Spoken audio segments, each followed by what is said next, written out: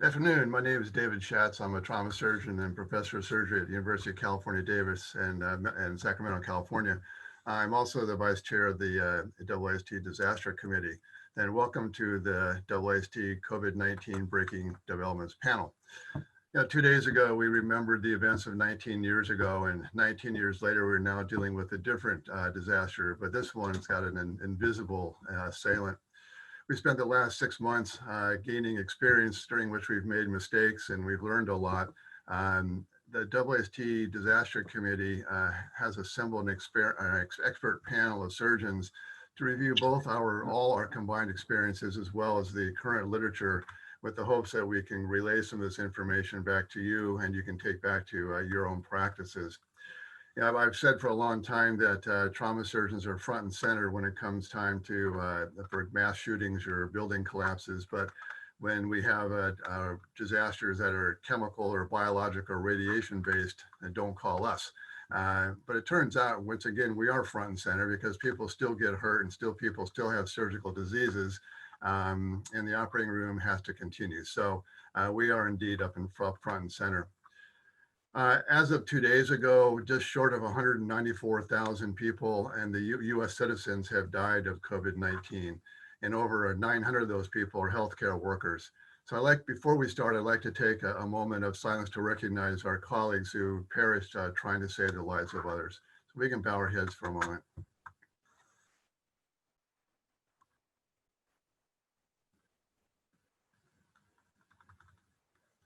Thank you. Dr. Blake. Yes, good afternoon. My name is David Blake, and I'm an attending acute care surgeon here at Inova Fairfax Medical Campus in Virginia. And I am a trauma surgeon by training, and I will be co-moderating with Dr. Schatz to bring you this first hour of panel discussion. And we have several distinguished speakers with us this morning, or this afternoon, as it were. I'd like to briefly introduce them. First, we have Dr. Jeanette Capella, who practices acute care surgery at Iowa Methodist Medical Center, which is a level 1 trauma center in Des Moines, Iowa. And she has also deployed with the Federal Trauma and Critical Care Team to assist other hospitals in their response to the COVID-19 surges. Additionally, we have Dr. Gerard Pust. He is an associate professor of surgery at the Ryder Trauma Center, University of Miami, and the director of surgical and intensive care unit, and an associate program director of the surgical residency program there. Thirdly, we have Dr. Matthew Martin, who is retired U.S. Army and now currently the director of trauma research at Scripps Mercy Hospital in San Diego, California. And lastly, we'll have Dr. Adam Fox, who is the associate professor of surgery in the Division of Trauma and Critical Care at Rutgers, New Jersey Medical School. So with those distinguished introductions, I would like to ask Dr. Matthew Martin to start us off with his presentation today.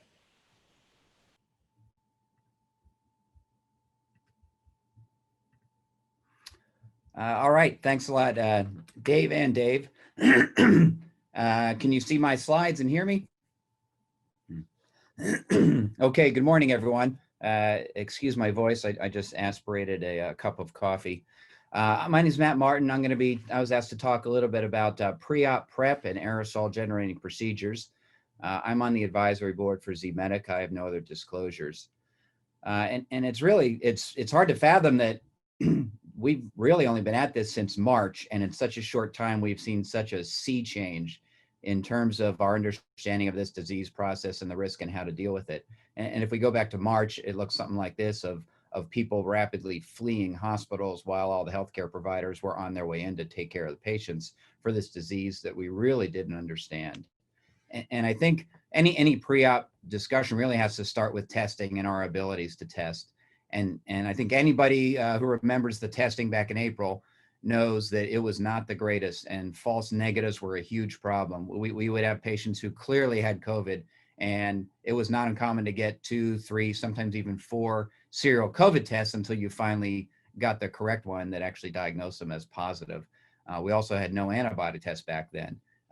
Cue that to today, where I think our testing situation is markedly different. We have relatively reliable testing. Here at Scripps, our policy for pre-op testing is unless it's urgent, we get both a rapid and a routine test. The routine is on the Hologic platform. If it's an urgent procedure that must go immediately, then we go by symptoms and the rapid test results. So in the rapid now, we can get usually within 30 minutes. We also now have many antibody tests available, and it's still unclear how exactly to integrate those into our pre-op process. But I think those are also going to have a big role, especially in sorting out the asymptomatic patient who comes up with a COVID positive test. I think one of the other issues with pre-op planning has been the promulgation of less than high quality evidence and guidelines, which is understandable given how rapidly this pandemic hit.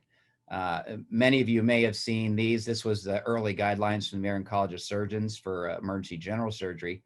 And the recommendations for appendicitis for both uncomplicated and complicated were basically non-op IV antibiotics and perc drain if needed. Symptomatic cholelithias similarly was perc drainage if their symptoms don't resolve. And acute cholecystitis, also antibiotics and percutaneous drainage. And I think many of you may have read these initially and had the same reaction I had of kind of shaking our heads and wondering where exactly these came from. And I just think this is a good example of sometimes these guidelines will come out in a hurry and they may not be the best evidence-based and even making sense in terms of a pandemic. So if we think about this, we know non-op management of appendicitis, while it can be successful, you're looking at a 1 to 3 day hospital stay up to a 75% failure rate, which then needs another visit, possible surgery, possible IR. So may not exactly be saving resources. Similarly, perc drainage for symptomatic cholelithiasis, I'm just not aware of any good data or experience on that. We do have very good data on perc drainage for acute cholecystitis. We know it has a longer stay, much higher complication rate, much higher reintervention rate. And then again, IR and the IR team needs PPE, so not exactly PPE preserving. And if anybody hasn't read the chocolate randomized trial on this topic, please do. This really highlights how bad percutaneous drainage is in many of these patients where we could just take them for a lap chole.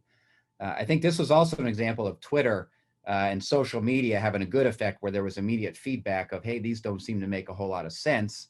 And to their credit, the American College of Surgeons in record time rapidly turned around new guidelines. And I'm not going to read all these. Just the summary is, if it's a straightforward surgical disease, do the lap appy, do the lap chole, get them out of the hospital, the treat and street, or what I call COVID ERAS, which is enhanced recovery after, or enhanced release after surgery. Do the procedure, get them out of the hospital. The other factor I think we need to really pay attention to is the combination of paranoia during a pandemic and the good idea fairy, or the G.I.F. Many of you may have seen these intubation boxes, which spread like wildfire. This is an example of one. You can see this person is now struggling to intubate, which should be a pretty straightforward intubation. They have limited movement. That smoke is simulating viral particles. You can see it coming right out of this commercially made box. So really zero protection in terms of aerosol generation. And when they actually looked at this with some data, what these boxes did is significantly increase time it took to intubate, decrease your first pass success rate, and most concerningly, when PPE breaches went from none without the box to 58% with the most current generation of this intubation box. So again, not exactly a simpler and safer option. And we've seen the same thing, I think, with tracheostomy, a lot of debate on when to do it and how to do it. This is one paper where they're talking about a different technique of putting the bronchoscope alongside the endotracheal tube instead of within it, and doing the procedure this way. I generally think this just makes it more difficult, and I don't know if there's any data that shows this reduces aerosolization or risk. This is another technique that was published of building this clear plastic box around a retractor over the patient and doing the trach that way. Again, is this actually simple? Well, we know it's not simpler. Is this safer? I'd say no. And in fact, I think this just turns it into a harder procedure. And the most simple thing is to do the procedure the way you know to do it safely, do it quickly. And this is a great paper to take a look at. This is a UK experience with trachs. And this highlights a couple things. One, they found a benefit with earlier trach, which I think is what we're going to find in most studies looking at this pandemic issue. They also found that just using a standard technique with patient paralyzed, no ventilation during the tracheostomy, minimal aerosolization, and no cases of an infectious transmission. And this goes along with several other papers that have come out showing the same thing, no infectious transmissions, as long as you just do it the way you need to do it and with good PPE. Also, a lot of debate on whether we should be doing laparoscopy. This was an editorial in Journal of Trauma saying we shouldn't be doing it in the pandemic. This was another editorial looking at evidence saying, well, we probably should be doing it. And in this issue, we really need to think, well, how high is the theoretical risk? And it is a theoretical risk of aerosolization and then infection from that. Has it ever happened or been reported? The answer so far is no. Hasn't been a single case reported of infectious transmission from laparoscopy. What are the risks of avoiding laparoscopy? We know those are real.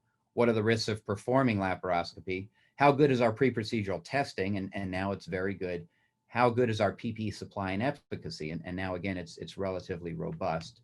So I'd say in the balance, looking at all the evidence, at least in my mind, it's a no-brainer. We should still be doing laparoscopy in these patients. In fact, it's probably the thing that makes the most sense. This is a nice paper you can pull that goes over all the evidence that exists currently. And they similarly concluded no evidence to restrict MIS, a lot of evidence against it. We should be doing mandatory pre-op screening. And if they're COVID positive, or if it's a crash surgery where you don't have time for the testing, you should wear full PPE. And most importantly, follow the guidelines for insufflation and more importantly, desufflation using a viral filter and not just opening up your insufflation to vent into the air. And then we were fortunate enough to have the resources here to have 2 dedicated COVID ORs. If you have the resources, I highly recommend that so you're not contaminating a regular OR that you're having to turn over for non-COVID patients. And these are some great SAGES guidelines you can pull up on their website that also go through this and make some very common sense recommendations on this topic. This is my COVID OR team. This is last week from one in our long series of COVID trach and pegs that we seem to be doing. And just a couple of points to highlight. One is, these people are coming in every day, putting themselves at risk to do these procedures and take care of these patients, which I think should be lauded. And I think also we owe it to them to be doing these as safely and as evidence-based manner as possible. The other thing I want to highlight is that all politics are local. So what works at my center might not work best at your center. So here it makes most sense for us to do them open in the OR, usually along with a PEG. At your place, it might makes the most sense to do them percutaneous. It might make sense at another place to do them open in the ICU at the bedside. So look at the guidelines and the evidence, but then also, look at your own facility, what makes most sense for your group and your practice, and then do it that way. You don't need to necessarily replicate exactly what's being done at another center that has very different setup and resources. This was a great picture I found the other day. I can't remember exactly where I found this, but I think this just, again, highlights the point of we've got a lot of healthcare workers who, as we just heard, have died, have put themselves at risk, and really in the hardest hit areas, that they've been doing this nonstop since March or April, of just in there trying to take care of these patients, trying to save them, trying to get them better, and the ultimate goal, trying to get them alive and home to their family. I really want to thank the AAST for the invitation to participate on this panel, and I look forward to our taking some questions and answers at the panel session after the other speakers. Thanks a lot, and I'll turn it back to our moderators. Yes, thank you very much, Dr. Martin, and we appreciate that little foray into the general gestalt of operating and dealing with COVID patients. So next, I believe we're going to have Dr. Pust tell us a little bit about operative management. Dr. Pust. Yes, good afternoon. Thank you very much. I would like to thank the AAST for the opportunity to present this afternoon. And I'm going to share my screen. I hope you can see it. Are you good? Okay, very good. So I have nothing to disclose. I'm going to give a brief overview how we adjusted in our trauma center to the COVID-19 pandemic, how we're treating our trauma patients and acute care surgery patients. And then Dr. Adam Fox will follow and talk about surgical outcomes in the literature. As we are aware now, we have more than 6.4 million people infected in the US and 28 million people globally. And you can see on this map that Miami-Dade County is now the county with the second highest numbers of cases per county in the United States. And in the beginning, we did very well throughout April and May. during our lockdown period, we had 500, 600 new cases daily and managed very well. And that gave us good time to prepare our systems and really adjust to what's to come. Once we started reopening in June, we unfortunately experienced an exponential growth with case numbers up to more than 10,000 new cases daily. And we really had to adjust our trauma system and trauma center and the acute care surgery service to those new pandemic. So large areas in our hospital were turned over into negative pressure treatment areas for COVID-19 patients. You can see here one of our ERs with plastic drapes and duct tape, basically creating negative zones using fans to create negative airflows, which work very well. We had to separate our trauma intensive care unit and split it up and create a trauma COVID ICU because we had a significant amount of trauma patients presenting to us testing positive with COVID-19. And so we had to find a place where we can safely take care of them. And we basically created negative pressure rooms in our trauma ICU and treating patients there. You can see here a trauma patient who has also COVID-19 and is on ECMO therapy in one of those negative pressure rooms. One of our surgical intensive care unit, we had to convert it as well into a COVID surgical ICUs to accommodate our significant transplant patient population who presented to our hospital with COVID-19 infections. And we turned all those rooms into negative pressure rooms. Our engineering team did a fantastic job and created donning and doffing zones outside. We tried to move the IV pole and the ventilator control panels outside of the room if possible in order to reduce the frequency we have to enter the room and reduce our PPE burn rate. We also had to adjust our trauma resuscitation areas, our policies, how we're taking care of those patients. We assume that every trauma patient who comes to our center is COVID positive until proven otherwise due to our large prevalence in our community. So we're always wearing the full PPE and N95 masks. All patients get tested with rapid PCR. We're trying to limit the trauma team to really essential person in the room only. And during intubations, we try to only have the airway team in the room. Really senior providers at this time should do those procedures of intubations and chest tubes. Our trauma operating was also adjusted. We created a negative trauma operating room. So all our trauma cases by default are done in a negative trauma COVID room. We have a designated donning doffing area. We have two circulators, one inside in the room and one outside. We've realized that communication via two-way radios works very well to reduce the frequency we have to open the doors. Communication is an issue also inside the room. If you wear the elastomeric mask or the N95, sometimes it can be difficult to communicate with your anesthesia team and your scrub tech. And you will not be really able to attend multiple cases or quickly run out to see a trauma due to the don and doffing procedures. So you may have to adjust the size of your team. We have a designated transport team for COVID patients throughout our hospital system. And in regards of PPE, different surgeons use different methods, but one option is the N95 covered with a surgical mask. I like to use the swimmer's goggles. They give a good seal, and the face shield, as you can see on the right side. The problem is sometimes fogging, especially in the warm trauma operating rooms. So another alternative is the elastomeric full face piece mask, which works very well. It doesn't fog up, but please be reminded to cover it with a surgical mask in case if you're an asymptomatic carrier. We want to try to limit the size of the OR team. And surgical techniques you have to adjust. We try to avoid using electrocautery and mainly do sharp dissection using Metzenbaum scissors. A brief case example, a 22-year-old female presents to us with acute appendicitis, straightforward symptoms. The CAT scan is consistent, and you really want to look at lung windows of every CT scan you get. And you want to look for those ground glass opacities, as you can see on this patient, present on both sides of the lung, highly consistent with COVID-19 pneumonitis. So this patient tested positive, and as Dr. Martin mentioned earlier, what should we do? Should we operate? Should we do antibiotic therapy? And early on in the pandemic, as recommended by the college, we did a lot of non-operative management. And you can see here, during the Pan American Trauma Society grant rounds, we asked this question to the audience. And at that time, there was the beginning of April, the large majority did non-operative management with antibiotics, over 57% of surgeons, while only 10% at that time were doing laparoscopy and 1/3 did open surgery. So for this patient at that time, we decided to do non-operative management, and she did well and was discharged home safely. Brief remembering, the APPAC and the NOTA trial both showed that acute appendicitis could be treated non-operatively in certain selective cases. So you have to see, if the patient has severe COVID-19 disease, you will consider non-operative management. Otherwise, you may consider operative surgery. And now Dr. Adam Fox will continue and show us what the outcome is when we operate on COVID-19 patients' outcomes in the literature. Thank you very much for the opportunity to present.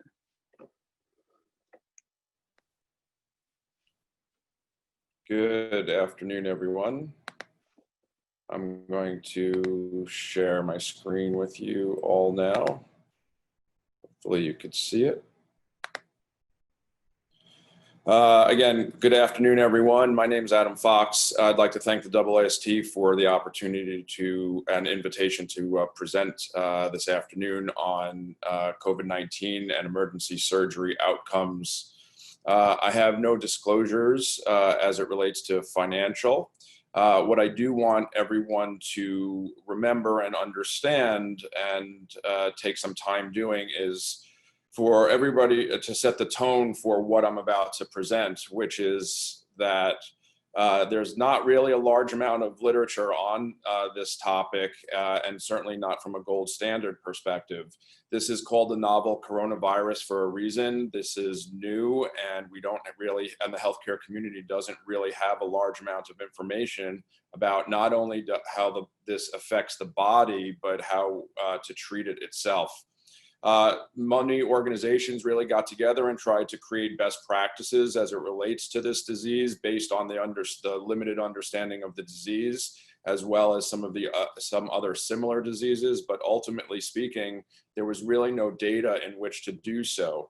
And there have been so many rapid changes involved in what our understanding of the disease is and how to treat it. It created some difficulties, as you've already heard, as it relates to trying to do the right thing for our patients from a surgical perspective.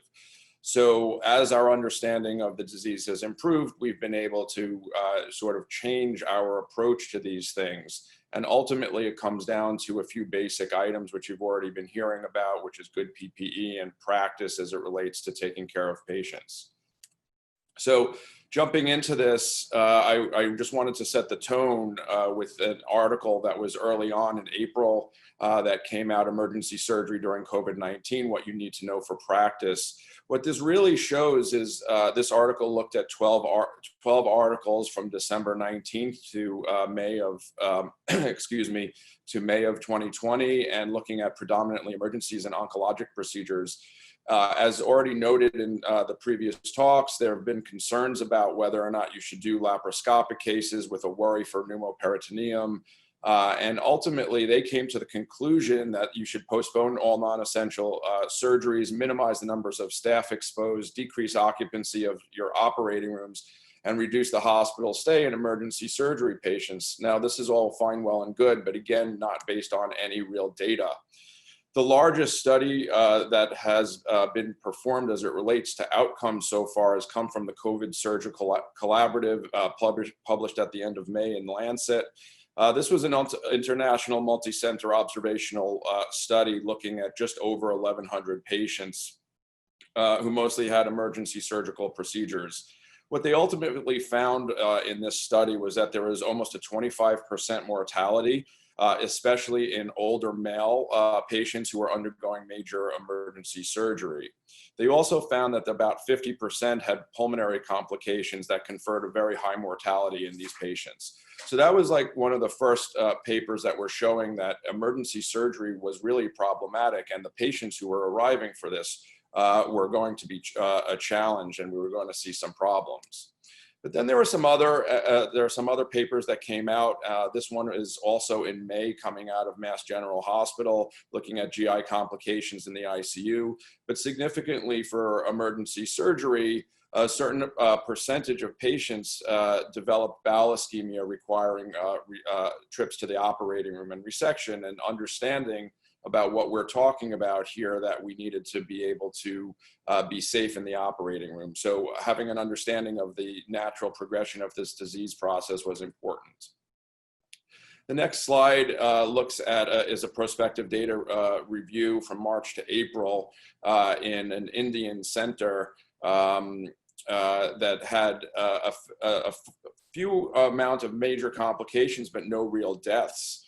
This article came out in June, and you could see a sort of progression into things where we're seeing morbidity, but we're not necessarily seeing mortality, and that surgery could progress. This next slide in July is also emergency surgery, that COVID patients had longer lengths of stay, but their mortality was 1%. There were really not a lot of patients tested in this. Review of COVID-19 outcomes in surgical patients. This also came out in July in the American Surgeon from USC, showing that general surgery in cancer patients fared worse than other patients like transplants and OB patients. And then lastly, one of the last few studies that I have for you, this is out of Spain, a multi-center retrospective study looking at emergency surgery and volume. The time from onset of symptoms to the ED was longer for patients as they were scared to come to the emergency department, but the morbidity was higher during the pandemic with no change in mortality.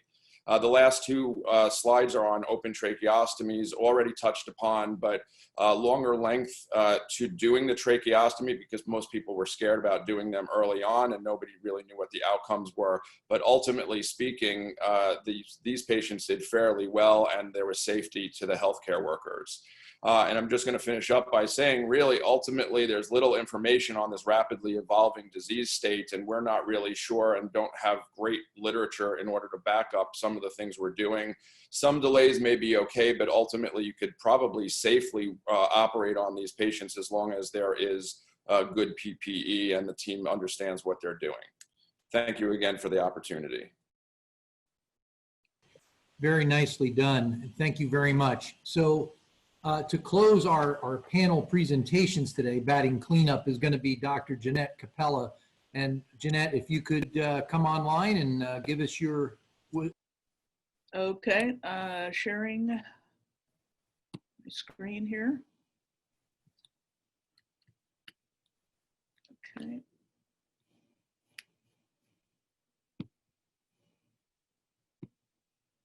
Can everybody see that? Yep.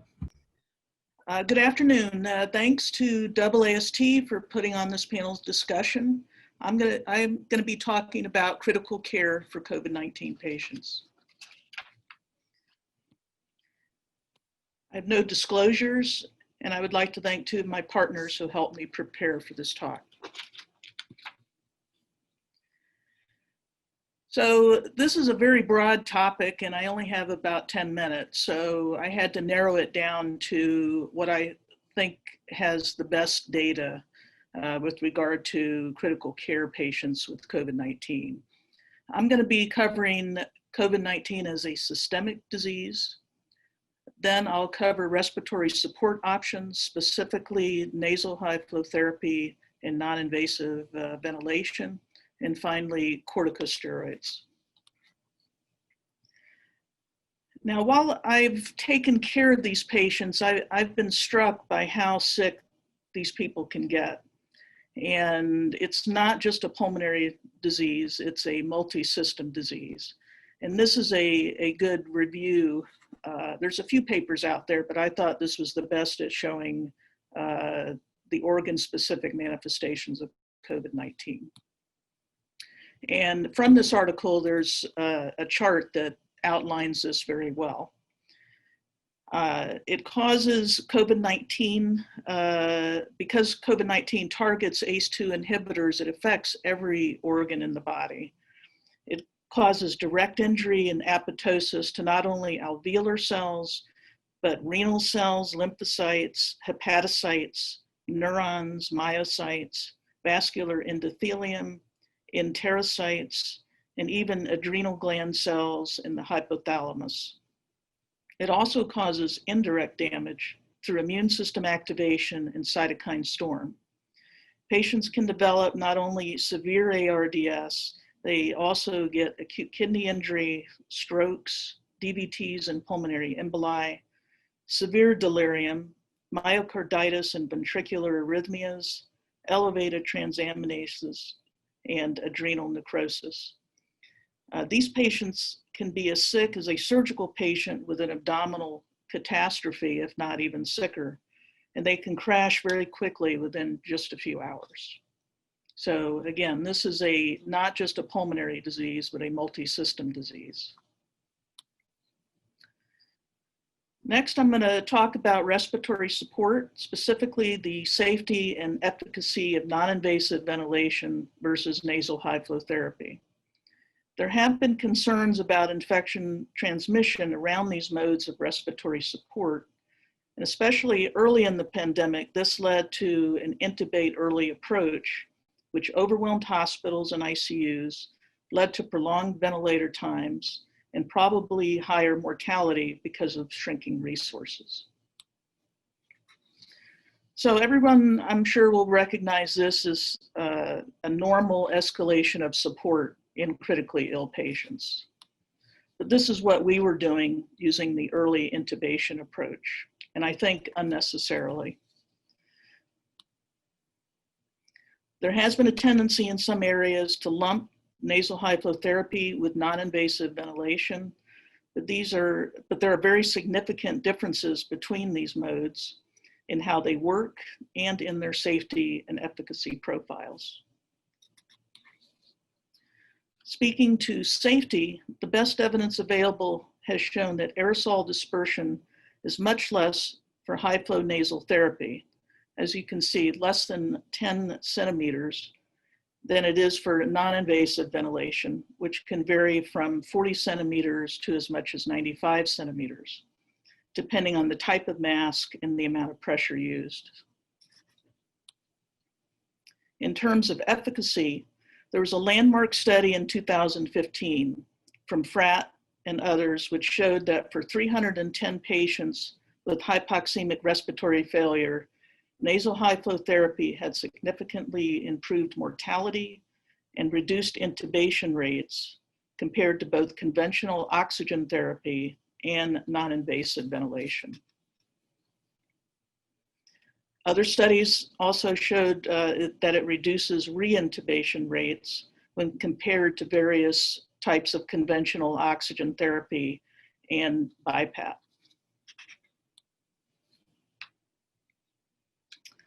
Now, nasal high flow therapy is not necessarily for all patients. It's for those with hypoxic respiratory failure. It is often perceived as more comfortable and it is better tolerated than non-invasive ventilation by patients. They can feed themselves, and with COVID-19, you have the added benefit that these patients can prone themselves, which has been shown to also improve outcomes. However, it should not be used in patients in shock, with severe hypercapnia, who cannot breathe adequately or who cannot protect their own airway. This is an outline of the IMMC experience.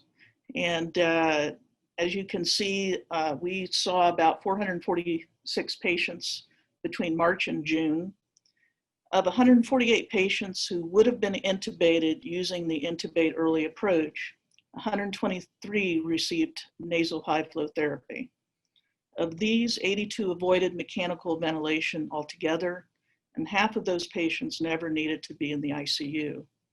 Because our hospital has strict proven protocols in place to use this on the floors, not necessarily the ICU, we were able to preserve ICU beds for sicker patients during our first surge in late April, and we were never overwhelmed. So third, I'm going to be talking about corticosteroids for COVID-19 patients. The World Health Organization recently published a meta-analysis of the literature. This just came out about 2 weeks ago.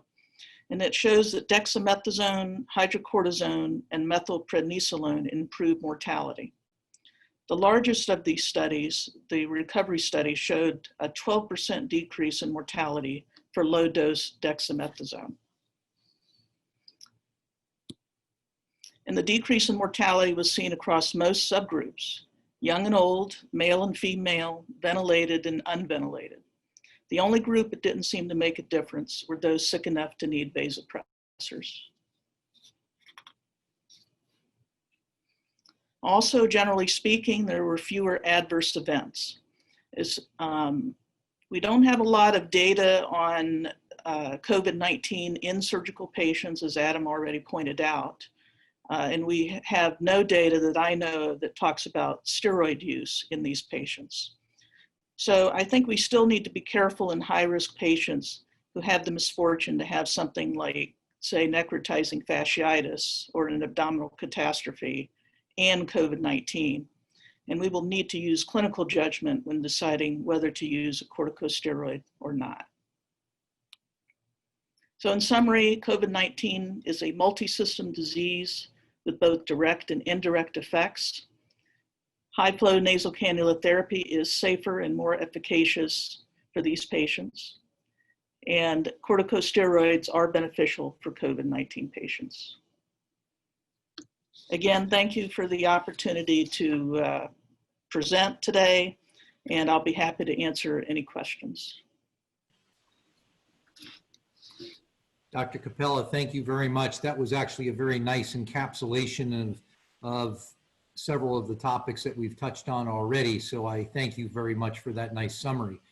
I'd like to remind the audience that we do have the ability to get questions asked of our panelists. And if you submit them through the question and answer button on the bottom of your screen, that would be helpful. My co-moderator, Dr. Schatz, will be able to collate some of those, and we will get our panelists to respond appropriately. But in the meantime, I believe Dr. Schatz has a question to start us off, please. Dr. Schatz. All right, there we go. Unmute. One question for Dr. Martin and one for Dr. Capella. Dr. Capella, I know you made no comment about positional therapy or proning. It's a question, what do you think about that? And Dr. Martin, do you take into account the room flow, airflow turnover times when the OR, for instance, does everybody, certainly trauma patient, everybody needs to be at the bedside operating, but for these, the slower case, anesthesia does their intubation, everybody stays 6 feet away until that room turnover time is met, 15 minutes or whatever it is, then everybody can operate without PPE, and therefore you preserve the PPE burn rates. So speaking to proning, yes, it does improve mortality and outcomes in patients. So I think that's been shown pretty clearly in the literature. And I think most hospitals have protocols in place to do that. Yeah, and regarding the turnover time question, I guess, are you talking about a known COVID positive patient that's being intubated, or are you just talking about the patient you don't know? The one we don't know, the typical trauma patient. We presume they're positive until otherwise, which we don't know for another day or two. Yeah, we've actually maybe had one or two of those at all. Because the testing here has been so good. I mean, it literally takes us usually about 20 minutes to get our rapid COVID back. So we've been fortunate that in those very few cases where they can't wait, that first 20 minutes, then we take them to the dedicated COVID OR, they get intubated in an ante room, and then they get brought into the OR. But the full team still maintains full PPE for those. So even now that you've done the intubation outside the OR, they're now no longer an aerosol generating procedure because you've already intubated. Everybody's still in PPE, including the OR team, the entire OR team. Yeah, well, we don't know if they are non-aerosol generating. One, they're intubated, but if you have a circuit disconnection that's not infrequent, you have them bucking, there's a cuff leak. We still don't know, about shedding and can Bovie spread it. So we just still treat them like, that they're a COVID positive patient who could have some infectivity even though they're intubated. And I think that's pretty standard about how we treat, all the ICU COVID patients. They're all intubated, but they're still in full precautions. Okay, thank you very much, colleagues. We do have a couple of questions from the audience. Let me ask this first one to Dr. Capella. What are your floor protocols for high flow, please? So if they end up needing more than 4 liters on nasal cannula, we consider whether to start nasal high flow therapy. We use the ROX index to as a help in identifying patients that need it, and then whether we need to go up from there to mechanical ventilation. Our threshold is 2.85 for the ROX index in the first 2 hours. And the vast majority of our patients, we know very early on whether this is going to help them or not. You see a positive effect or no, within 30 minutes, usually, if it's going to have a positive effect. Other part of our protocol is our respiratory therapists check the patients every 2 hours. They calculate the ROX score. If they note a problem there, then they immediately call the physician. And so we keep a pretty close eye on these patients. Perfect, thank you. And I'm going to toss this next question out to the group of panelists, and we'll kind of go down the roster here. This is a question that asks, what is the experience with convalescent plasma, and what is the timing to consider its use? So we can just have a very brief answer from starting with Dr. Martin, please. Yeah, and I'd say jury's still out on convalescent plasma, both I think in the data and with most of our experiences. We've been giving it. Sheldon can talk about that in his next panel. We gave the first unit in April when I was in New York City at Jacobi, and the next day we came in and the chest X-ray was completely whited out, and we were wondering if that was because of the COVID plasma we just gave. And I think that the data has shown that maybe there's a benefit, but it's definitely not a magic bullet. And there's not I think a whole lot of people that are it's making the difference between living or dying. Okay, Dr. Pust. Yeah, we're using it as part of a study in our institution. Just as Dr. Martin already mentioned, data are still pending. I think one of the issues is probably if you use it early or not. If you use it late in the course in the ICU, it probably doesn't make a difference. So if you use it, you might have to use it early, but we'll see what the data show. Perfect. Dr. Fox. I would echo what my colleagues have said. To be honest with you, we were also using it as a study early on. We haven't seen a tremendous amount of COVID patients in our hospital since around June, really less than 6 on a daily basis. On some of my deployments, though, I've been using them as part of also studies and protocols. I haven't seen this magic bullet that people want, but I think that it should be part of a study regimen, and we'll continue to get some more data. Okay. Yeah. I'll just add, I think based on the current data, the approach or the thought should be steroids or dexamethasone specifically way up here in terms of the data quality. We should be using that on everyone. Remdesivir probably next level, maybe hastens recovery. And then convalescent plasma and kind of everything else, the next level below, we're we just don't know. Most of the data says there's no difference, or if there is a difference, it's so small that the studies have been unpowered to detect it. Correct. Yeah, the problem with the convalescent plasma is that we haven't really been tracking the concentration of antibodies in the plasma.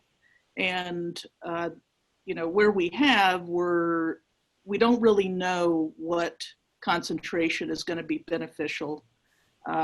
We don't really know what the concentration is in these donors. And so, maybe sometimes it helps, but it's from a donor that had lots of antibodies in their blood. Maybe another time it didn't help because they didn't have many antibodies in their blood, but we just don't know yet. Okay, fair enough. So again, I'm going to remind the audience to submit your questions through the question and answer mode on the screen, but we do have another question here. This one I'm going to direct to Dr. Pust.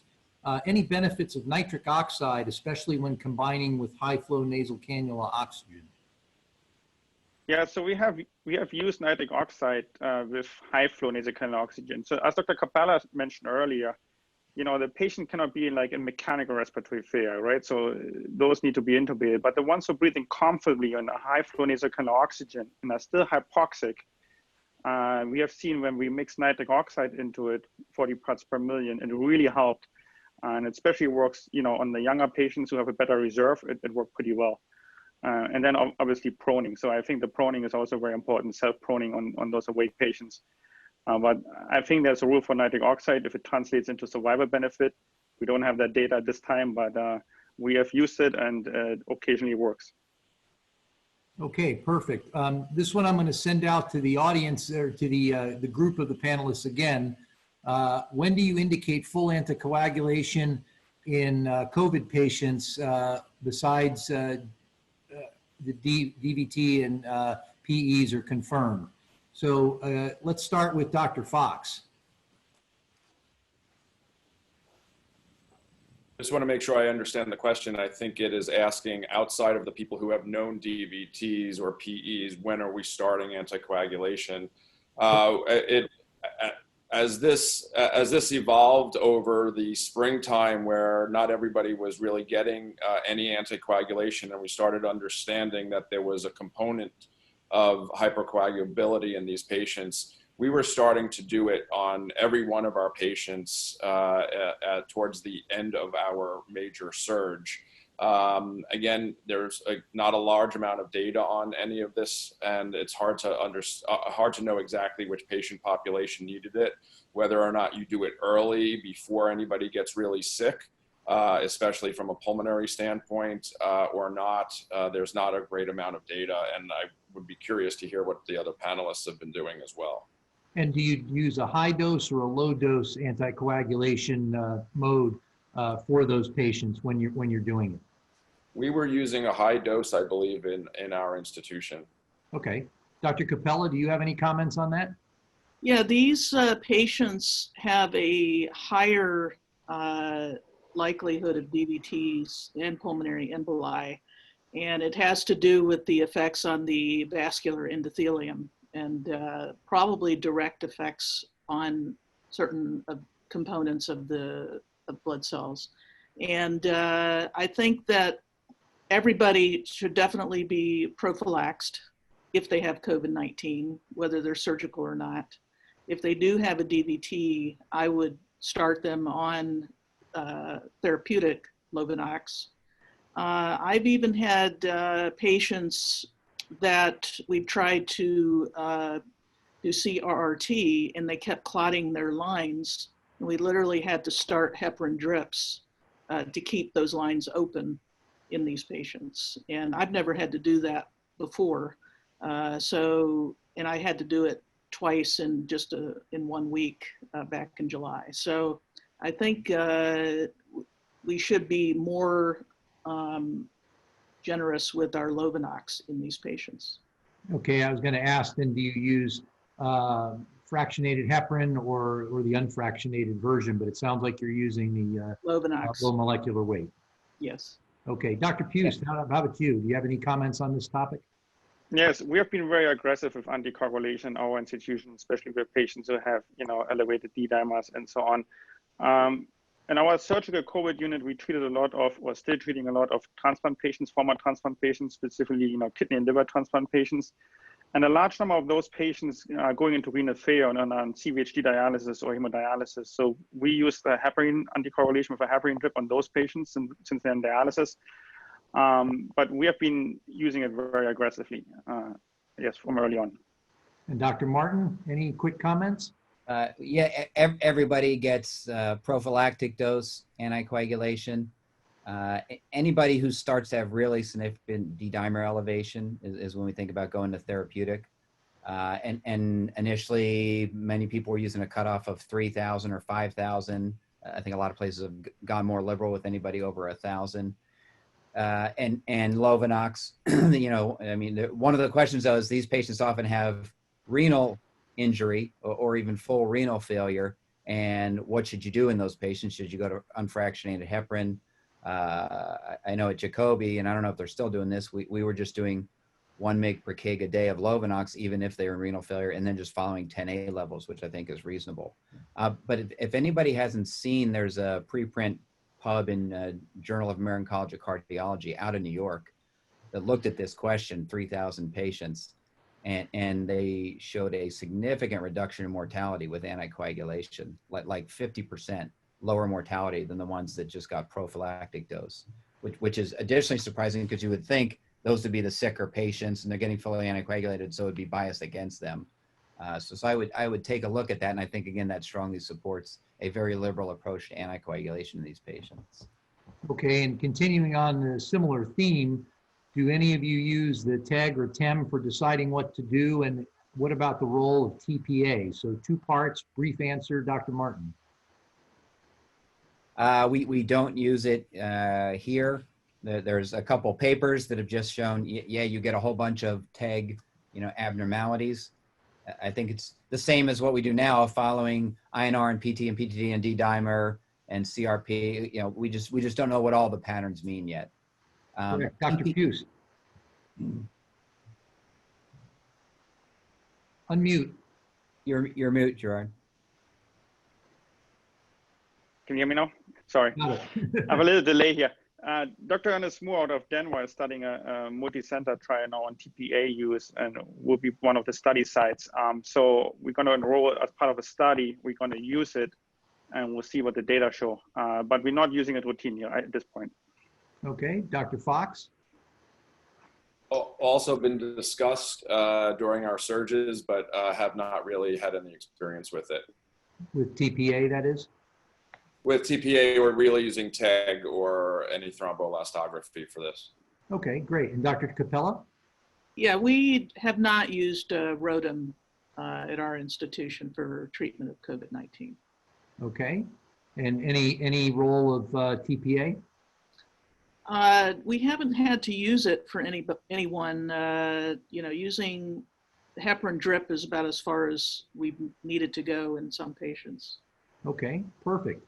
So Dr. Martin, I'm going to address this question to you first, since this was sort of a little bit of what you referred to in your hierarchy of treatment. What dose of dexamethasone might be appropriate? And then we're gonna go around and see what your co-panelists think. Yeah, this one's easy. I just go by the evidence. So pull up the recovery protocol, and I think it's 10 a day for 6 days, and that's what we've been using.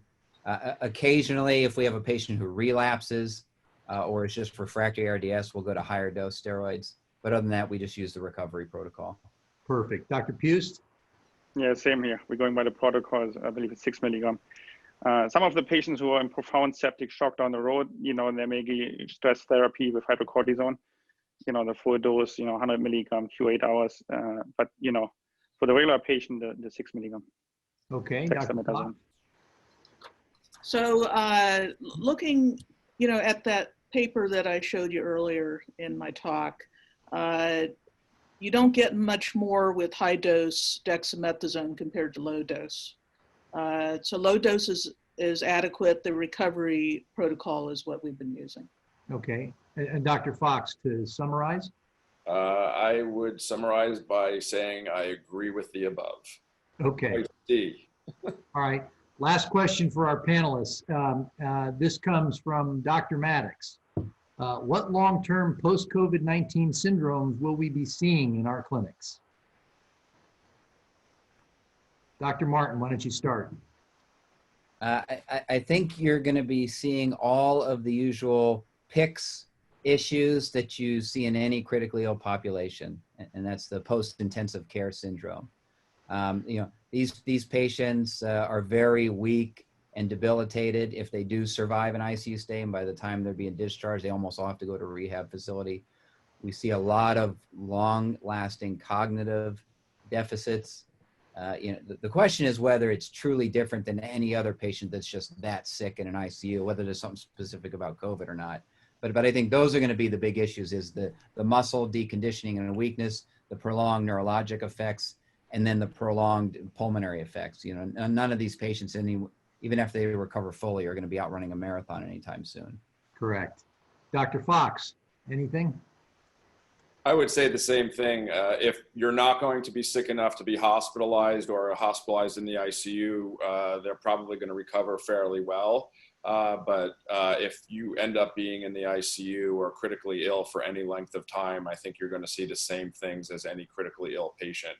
And that needs to be followed, just like we're starting to do with most of our other critically ill patients, and with the recognition that they stay sick for a long period of time and they need extra support when they leave the hospital. Okay, Dr. Pust? Yes, the other panelists mentioned already, it's really incredible how sick those patients are, how long it takes them to recover, and how weak they are at the end when they get better and come out of the ICU. Some of our patients are not even able to lift up one arm. That's how weak they are. So they really require a prolonged and extensive rehabilitation period. And as others mentioned already, we're concerned about cognitive function. There's some data coming out now showing that there's significant involvement of the brain from an inflammatory point of view, and also microembolization. So cognitive issues is going to be a problem. Okay, Dr. Capella, your chance for a quick response. Yeah, and I don't think it's just like any other post critical care syndrome patient. These patients have the COVID, that virus is directly affecting their neurons and myocytes, et cetera. And we don't exactly understand the full range of effect yet, but I think it's actually worse than a lot of other diseases that cause post-critical care syndrome. Okay, Dr. Martin, you have one final comment. Yeah, I was just say it's actually really interesting. There is an ICU group, and I can't remember which group it is, who their patients, they noticed, were having so many problems after discharge that the ICU group actually started a specific COVID outpatient follow-up clinic run by the intensivists and the mid-levels for the intensive care service, because the patients were just having so many of these prolonged ICU problems and weren't getting appropriate care through the primary care channels. Well, and that certainly makes sense, putting directed resources with maybe a little more detailed knowledge base into the follow-up of these patients, I think is going to become critical, and will then allow us to build that body of literature from which we can glean some nuances and some nuggets to be able to take back when we get our next surge of something similar to this. Well, our time is done for the first portion of our panel today on COVID. So I'd like to thank my co-moderator, Dr. David Schatz, and my panelists here, Dr. Matthew Martin, Dr. Gerd Pust, Dr. Adam Fox, and Dr. Jeanette Capella, for some outstanding presentations. And I'll turn it over to our next moderator and co-moderator. Again, thank you guys very much for a wonderful session this first hour. Out. And thank you as the moderator too. Thank you to all the panelists. Excellent job.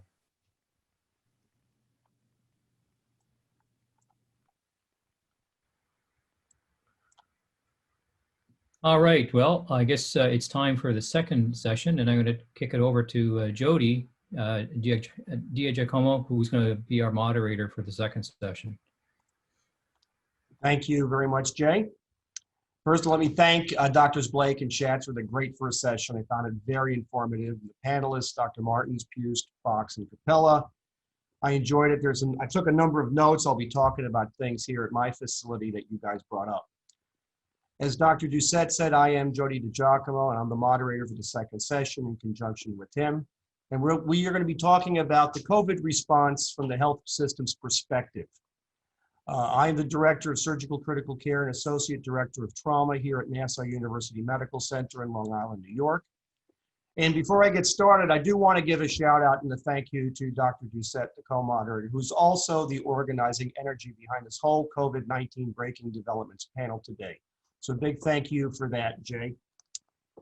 The other members of this panel include Dr. Andre Campbell. He'll be talking about the impact of COVID-19 on trauma center access and social disparities. He's a professor of surgery at the University of California, San Francisco.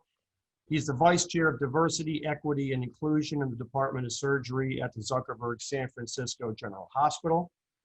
Next, we'll be hearing from Dr. Lewis Kaplan. He's going to be talking about the impact on the trauma center processes. He's professor of surgery at the University of Pennsylvania and chief of surgical critical care at the Philadelphia VA Medical Center. and he's the current president of the Society of Critical Care Medicine. Next, we'll be hearing from Sheldon Tepperman on the role of the acute care surgeon in the COVID-19 pandemic. He's the trauma medical director at Jacobi Hospital in the Bronx, New York. He's also the system trauma medical director for the New York Health and Hospitals system. And finally, we'll be hearing from Eileen Bulger on the trauma system response to the pandemic. She's chief of trauma at the Harborview Medical Center in Seattle, Washington, and chair of the American College of Surgeons Committee on Trauma. Now, I was asked to moderate this session because of my experience as an intensivist treating critically ill COVID and non-COVID patients when the pandemic rolled over New York in March and April of this year. And also because I had the privilege of getting COVID at the tail end of that pandemic here in New York. Two of my surgical partners came down with COVID in mid-March, and both were out for extended periods, which left me as the last man standing, taking care of these patients for about 2 months. And just as they came back, I came down with it. Fortunately, I had a mild case. I was home for a little over a week, but at the front end of it, it was quite nerve-wracking. The substernal burning with breathing, like breathing sandpaper, breathlessness with minimal activity, like walking to the kitchen, which progressed to breathlessness just lying down, not knowing if this was the nadir. Should I go to the hospital? I know what happens when patients came to my hospital and ended up in the ICU, and I saw how many died after 3 weeks on the ventilator, isolated, away from their families. And being isolated at home, it was a bit scary. But fortunately, the worst of it for me was only about 3 days. So I do feel like kind of a whiner in sharing this, considering how many had truly dire courses and how many got sick and died. But to kind of refer to what Dr. Maddox was just asking about the long term, here it is in September, and I'm still having respiratory limitations with moderate activity, and I still have profound fatigue after moderate physical activity, which I find very frustrating. And I was mild enough that I could stay home. So I would think that there's going to be a lot of problems people who were hospitalized and intubated are going to have for quite some time as we look forward. So on that cheery note, let us get started with Dr. Campbell and the impact of COVID on trauma center access. Dr. Campbell? Dr. Campbell. Good afternoon. It's an honor to be here to talk to you. Let me just share my screen to talk to you. I'd like to thank the AAST and the Disaster Committee for allowing me to participate in this session. So I'll go with that. And now, can I ask you, can you share my, can everybody see my screen? You're good. Yeah, very good. Okay, so what I'm going to do is talk about this morning the impact on trauma centers. So I'll start with a big picture of some things about trauma centers, and I'm going to drill down on this issue of ethnic disparities in COVID. Some of you may or may not know about this, but it is quite dramatic, in fact, what has happened to a significant segment of the ethnic minority populations of the United States. So I have no disclosures. So I'll talk about the impact on trauma centers and disparities in the pandemic, which has really amplified some of the other things. But first, I'm just going to say a word or two about what's going on with trauma centers. I think, we have Dr. Bulger on this session, and she may talk about this, but this is some of the things we're seeing: increase in trauma throughout the summer and gunshot wounds there. Other major cities, including Philadelphia, New York, Los Angeles, have also increased incidents, and I'll just kind of show you some data with that. This is kind of what's happened. This is New York, Baltimore, Chicago, and Los Angeles. This is the incident of gun-related incidents from 2018 to 2020, and you can see it's really going up. So this is sort of something that is significant. It's real, and we are feeling it. Those of us who we notice it here in San Francisco too, with that. Word or two about what happened with the shutdown. As you probably know, California shut down earlier than everybody else across the country. As a result of that, our volume went down. And what this is a projection of is what things were like from 2015 to 2019. And the diamond here is what happened this year. So you can see the volume went down really significantly overall with that. Now, so we did have other spikes and other things that I just want to mention. We talked about the penetrating trauma throughout the country, but we also had impact in other areas. This is data from David Spain and his group where they looked at the impact and decreased volume, and their volume really went down significantly. So with the shutdown, things went down significant. So a major impact on the volume of what comes to trauma. So they had a 4.55 times decrease in trauma after shelter in place was issued. The other things that gone along with this, and some of you are aware of this too, is there's been disruption of the social network with people staying home, people not going to work. And as a result of that, there's an increase in domestic violence in many regions across the country. There are 9 cities that reported an increase of 20 to 30%, some as high as 60%. So this is a not insignificant increase in the amount of domestic violence across the country. Not a new concept. It happened during Katrina and other things. And this is a concern nationally about the fallout of what the second wave will talk about. And we'll talk about that later on in the discussion. We drill down now on the disparities issues that happened. And there was national data on racial and ethnic impact for COVID-19.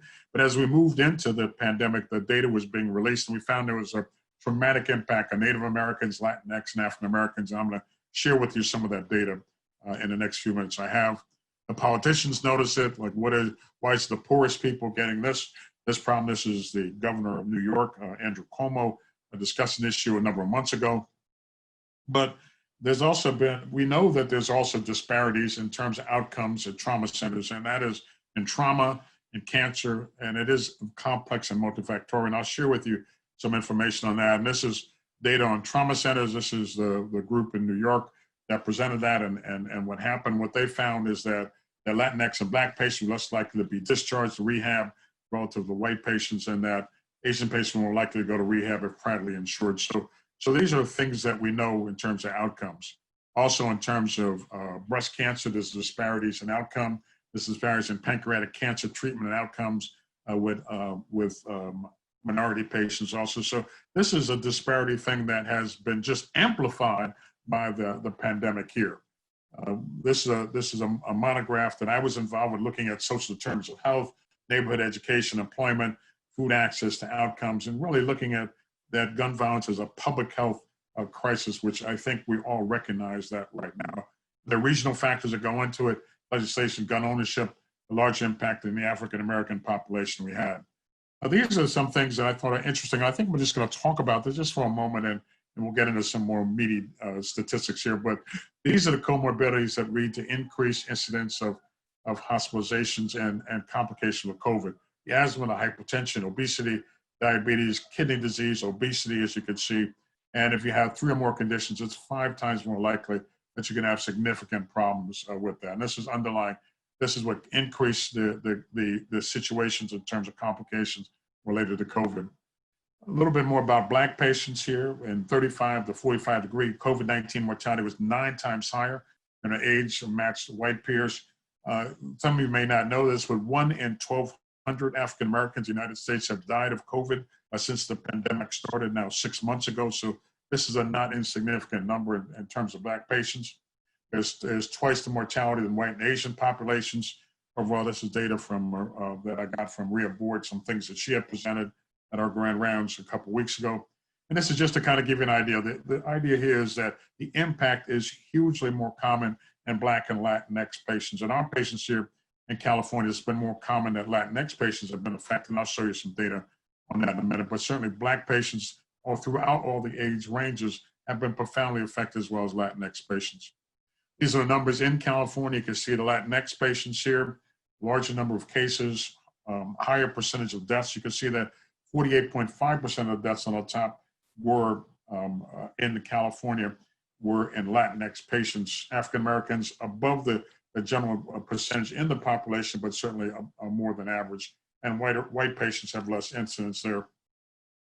I'll show you some data from around the country. This is data that came from Chicago in terms of numbers of deaths. You can see that at least in terms of the first few months to 3 months of the pandemic, that both African-American Latinx patients are much more affected in terms of deaths, complications, and so forth. And this confirms it too. This is data from New York, and Dr. Tetman will probably talk about this a little bit later on, but this is a really profound number. If you look at numbers of non-hospitalized African-Americans, non-fatal hospitalizations confirmed positively, and this number is really quite tragic in terms of the disproportionate effect on African-American Latinx patients in New York City. And additional information from New York City, this is data that was in May, but the main thing here is that out of proportion to what represented the population, that that the racial demographics were really quite profound for both in terms of both complications, mortality, and hospitalizations for patients who are African American, Latinx.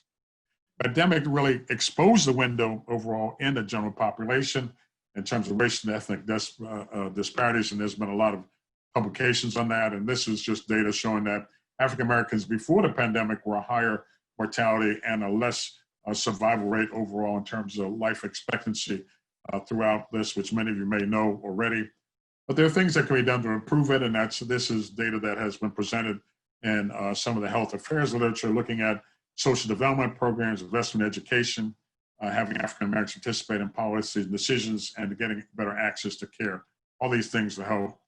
Now, I think that I'll just sort of say on the West Coast, at least in San Francisco, it has not been as pronounced as it was on the East Coast. And I think the specter of having the refrigeration trucks with remains of our patients in it is really quite profound, and actually was a huge problem, certainly in the Northeast, that was struck, where we now have more cases. We have over 760,000 cases in California with about 15,000 deaths, where New York had 420,000 cases up to date, and they have upwards of 30,000 deaths. So just in terms of the comparison of what's going on the East Coast and West Coast, this is just the insight here. A little bit of lessons of history as I begin to wrap things up here as I end my time is that this second wave is a real thing. You know, if you look at the outbreaks and kind of what happened and how things changed, this is the pandemic from 100 years ago, that there was definitely a second wave. And I think that we've had bumps, but we really haven't had a true second wave from the first wave, which kind of really hit us and hit us hard through the Northeast. Just to give you an idea of this is data as of today at our hospital since the pandemic started. So 6 months now, we've had 102 patients admitted, 65 ventilated, 50 were extubated, 9 were reintubated, 84 went to the floor and just going down, 7 went to ECMO, some were DC'd home, and overall we have a mortality rate of 14%. Now these numbers are nowhere near like you had on the East Coast, but just to kind of let you know what's going on. So our trauma volume overall has gone down, but penetrating volume has gone up for the United States. As I conclude, COVID has a big impact on Native American and African American population. I spent a lot of time on Latinx, African American, but Native Americans likewise had actually even more greater percentage in terms of deaths. And there's not as much data on that. Death rate in African American patients is twice the number of general population overall. And there's opportunities that exist to fix these issues, as been noted for many years. So I'll stop sharing and just sort of say it's an honor to participate in a panel today, and I look forward to answering questions on the panel that we have. And thank you for listening this morning.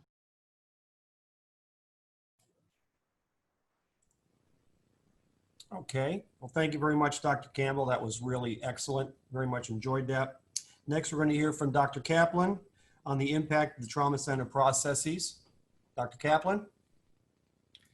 Excellent, thank you. It is indeed an honor to be presenting to you today. We'll talk about the impact on the trauma center. I will thank the AAST for the privilege and for their support of SCCM's conference over the weekend, looking at second wave kinds of issues. They will all fall into line here. These are my disclosures, none of which are financial in nature.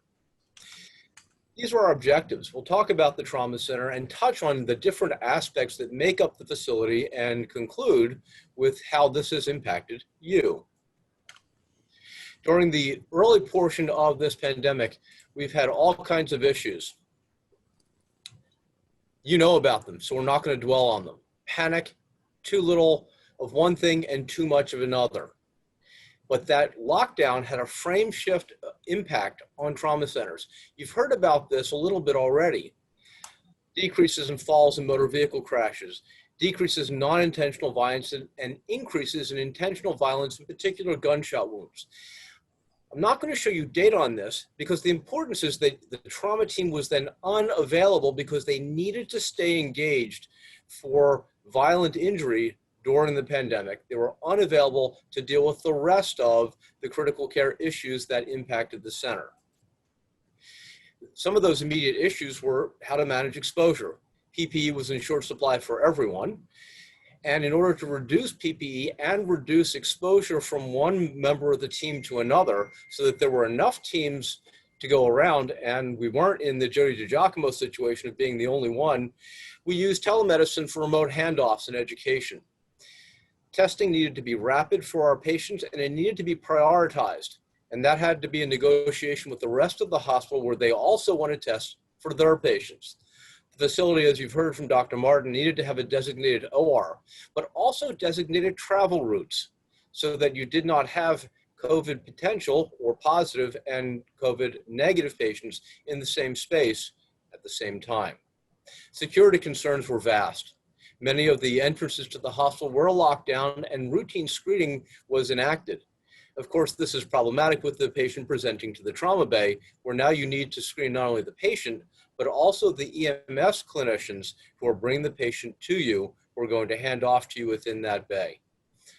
This was a problematic issue, and many centers handle these in many different ways, including routine screening at the bedside, screening thereafter to look at contact tracing.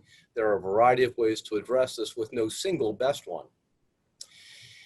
Once the patients were in the hospital, cohorting became an issue for the facility. The COVID positive patients, a number of them died, some were discharged, but some of them had a long enough stay to then transition to a COVID negative state. Where did they go?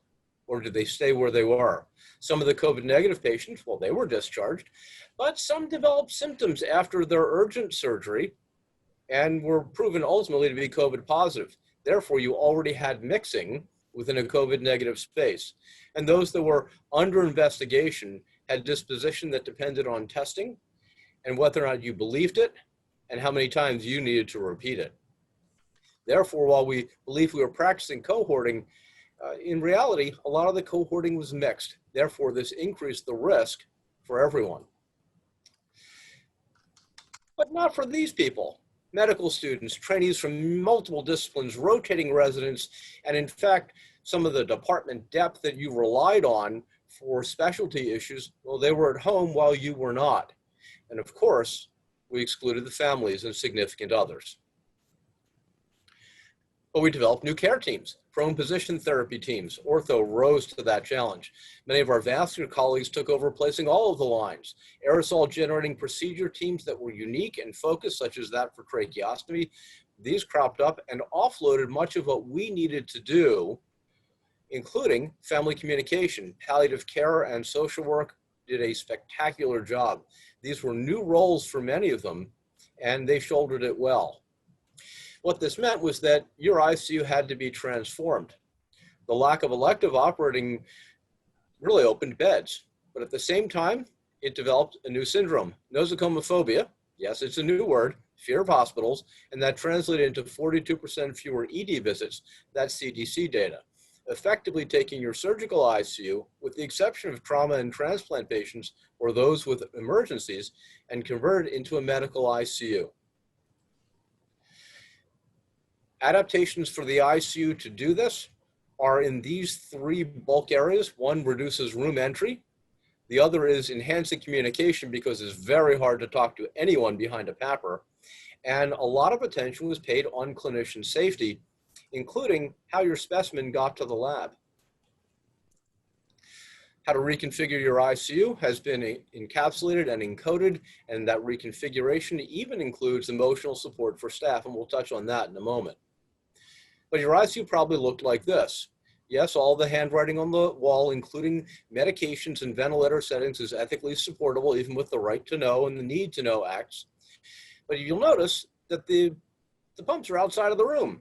New precautions needed to occur. There's always an artist in the crowd, but you need to make sure that the radiology device of the ultrasound doesn't run over the wires and cables. Nurses were relocated to being immediately outside the room. Sometimes you needed new power strips, and all of the workstations on wheels became located there as well. Use novel ICU spaces when all the licensed ICU beds in your facility were used up. New ICUs cropped up, acute floors, PACU beds that were not utilized, OR spaces that weren't being used, even conference spaces, and if you were in New York, a convention center and a hospital ship. All of those places needed to be staffed, and they needed to be staffed by people that didn't typically work in the ICU. This is but one approach, a tiered staffing strategy for pandemic care, and it leveraged you and the rest of your seasoned ICU team to work with others who were educated to work alongside you. All those non-ICU clinicians that rendered critical care for the critically ill and injured. We did that at the same time that we excluded the patients and families. So how then did we support patient and family-centered care? How did we engage in shared decision-making? We did it with telepresence. Telecritical care helped spare PPE. It was used for medical education. Even consultants were engaged if they just needed to see something, and they could do that with high-resolution cameras. But it was how we kept in touch with families. And unlike communicating with them from within the room, if you did this from your office, your PPE could come off, and all of your facial cues that were so critical, especially around end-of-life discussions, were able then to be shared. Who knew that we would be Zooming and FaceTiming and WebExing so much? Well, what this did was it left you with an unmitigated infection risk. While many of our colleagues were at home as their practices were suspended, you didn't have a decrease in work hours. In fact, some of it may have gone up. The normal social outlets were then gone. Even some of the social contact within the hospital, having lunch together, was gone. We did, on the other hand, elaborate fairly significant decontamination rituals, and this all occurred at this time that you were hailed as a hero, and the last thing that you felt like at the end of a week or 2 weeks or longer was that. This led to significant fatigue and now has a non-zero risk in terms of how people are choosing to stay in critical care, especially with winter that's coming, along with influenza and a recrudescence of COVID during a second wave. This is a significant risk and a challenge for our profession. So I will leave you with these conclusions. Our teams remain engaged throughout the entirety of the pandemic. There are adaptations for patient care, safety, education, and communication. We've characterized how the trauma spectrum has persisted and increased during the pandemic, and the dedication and drive, and in fact, the creativity of all of our teams in handling this is a model that we've leveraged for success, but we have to surveil for stress fractures. Thank you very much for the privilege of presenting.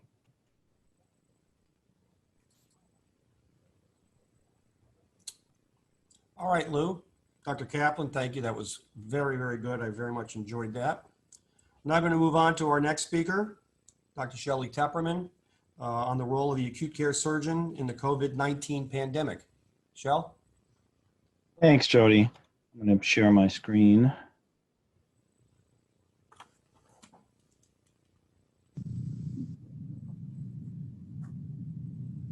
Thanks to the AAST and Jody for the privilege of the podium. So I've been asked to talk about surgical leadership during the time of Corona in New York City. And as has been discussed, and tragically, within 50 miles of where I'm sitting, 30,000 people have died, and at least 500,000 folks have gotten sick. And as Andre mentioned, and tragically, so many of these folks were Black and Latino, and the damage to our communities is just unspeakable. And we had the privilege in the Bronx and in Queens of being the epicenter of the epicenter. I want to dedicate this talk to my incredible Jacobi COVID surgical faculty. So at a certain point, and you'll see why, I became not only the director of the department, but the director of all of surgery. And this is a meeting that happened at 8:30 in the morning. We were at a certain point running 5 and 6 COVID ICUs. And this surgical staff was so brave and so expert. They saved so many lives. I was honored to be their leader. And so too, the residents, general surgery residents, I know that there were some programs or a few programs that decided not to have the house staff in the building. I think this was an opportunity for our house staff to shine. They were expert, they were brave, and they saved so many lives. Also, I have never felt more a part of the trauma family than I did during the tragedy of the COVID surge. So many of you listed here and others online reached out to me and sent love. It really felt that you were in it with us. You gave us advice and helped as much as you possibly could. And so too, we were very fortunate in New York City to have a large deployment of the U.S. military, and they were at Jacobi as well, and incredibly brave and expert in their help for us. So we never, despite the horrible death and the incredible overwhelming feeling, we never felt alone. For those of you who don't know what New York City looks like, these are the 5 boroughs of Manhattan. My place is up here, and I'm highlighting Elmhurst, Queens, because Elmhurst Trauma Center took it really in the teeth. Both Renee Spiegel and was chair of surgery, and George Angantonis' TMD. They not only managed the surgical programs, they managed the entire disaster. And at a certain point, Elmhurst had 500 COVID in the building and 200 intubated. Well, as was mentioned, I've had the privilege in the last several years to be not only the TMD at my place, but also functioning as the trauma system medical director of New York City Health and Hospital. New York City Health and Hospital is the largest public hospital system in the nation with 11 acute care facilities, 6 of which are trauma centers that are pictured here. And my role has really been more advisory than it has been oversight, and you'll see some of that as we move forward. And also, this really is about friends. So this picture is taken just before all of this madness started at my Christmas party in Hoboken, New Jersey. And pictured here are 2 good dear friends. Dr. Scott Melvin, known to some of you as former president of SAGES, and runs all the Montefiore Medical Center's properties for general surgery. And there's Dr. Mitch Katz, who is the president and CEO of New York City Health and Hospitals, as I mentioned, the largest public hospital system in the nation. And these friendships will have led to a much better decision during the crisis and a lot of lives saved. Here's Mitch during happier times, cutting a ribbon and dedicating a building with Mayor de Blasio. And I do want to say that one of the most important lessons about leadership, I think, is pictured here. And as you know, Matt Martin came to New York as a gesture of friendship and patriotism, helped us so much in the Bronx. Matt really was incredible. And I think Matt will tell you that if you put yourself forward and provide solutions to leadership, you get a seat at the table. This would have been a very difficult emergency for me if I was just writing frantic emails to the C-suite and did not have that seat at the table. And so too, communications was so important. This WhatsApp group on the left, I helped create. This is all the ICU directors in health and hospitals. We participated and shared protocols and talked about surging, and as well did a daily WebEx here. We were constantly in touch. And this WebEx group here, this WhatsApp group here, was created by Bilal Joseph, and I was able to reach out to colleagues nationally and internationally, tell them what was happening in New York, and I got back not only lots of love, but whatever evidence-based information folks were seeing, we were truly felt all connected. And so too, I was talking about the importance of having friends, and especially friends in high places. So this is, you may recall that during the COVID surge in New York City, there became a conversation when ventilators were short about putting 2 patients on 1 ventilator, which I thought was a terribly bad idea. And here you see I'm communicating downtown with my friend, Dr. Katz. We were texting and would call occasionally, but mostly email. And I wanted to make sure, see here I'm telling Mitch that I think it's a terrible idea. We need to shut it down. And Mitch confirms, yes, Sheldon, I got it. It's a bad idea. We're shutting it down. And in fact, New York City Health and Hospitals never did put 2 patients on 1 ventilator. So too, we were communicating amongst all the trauma centers in New York City. Bob Winchell helped me put this together. It's a simple listserv. We would check in with each other twice a week. And here you see I'm communicating with Marco Pecor, who is the TMD at Bellevue. He's telling me, yeah, Sheldon, we're almost out of business. And I'm responding, yeah, the same thing pretty much at Jacobi, just about able to resuscitate folks and get them better. But none of New York City Health and none of New York City's trauma centers actually ever did go offline. Here I want to mention, as Jody was talking about, is my wonderful, talented boss, John McNellis, who did get quite sick during the COVID scare. This is an authorized picture of his bilateral last ground infiltrates. And John was so brave, he was a guest at our intensive care unit, and he came back to us very quickly to lead the department after he recovered from his illness. And so too, so many of us were getting sick. It really, as you were walking down the hallway, you'd be doing projects, and people would just, I'd be standing up ICUs, people would just disappear. It sort of felt like this. When you look to the left and you look to the right, it was so scary, it felt like we were just dissolving. And so too was the death, in particular overnight, but there was so much death. There was constant codes overhead, constant RRTs. It was frightening. And because we had so many of our own faculty, so many of health and hospitals employees that were in trouble in various states of disrepair, up to 40 health and hospitals employees did give the ultimate sacrifice. I decided to stay at the hotel down the block from the hospital.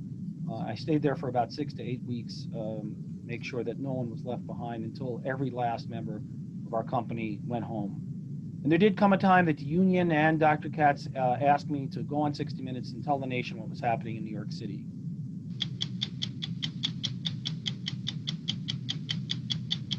You told us it was like hell on earth.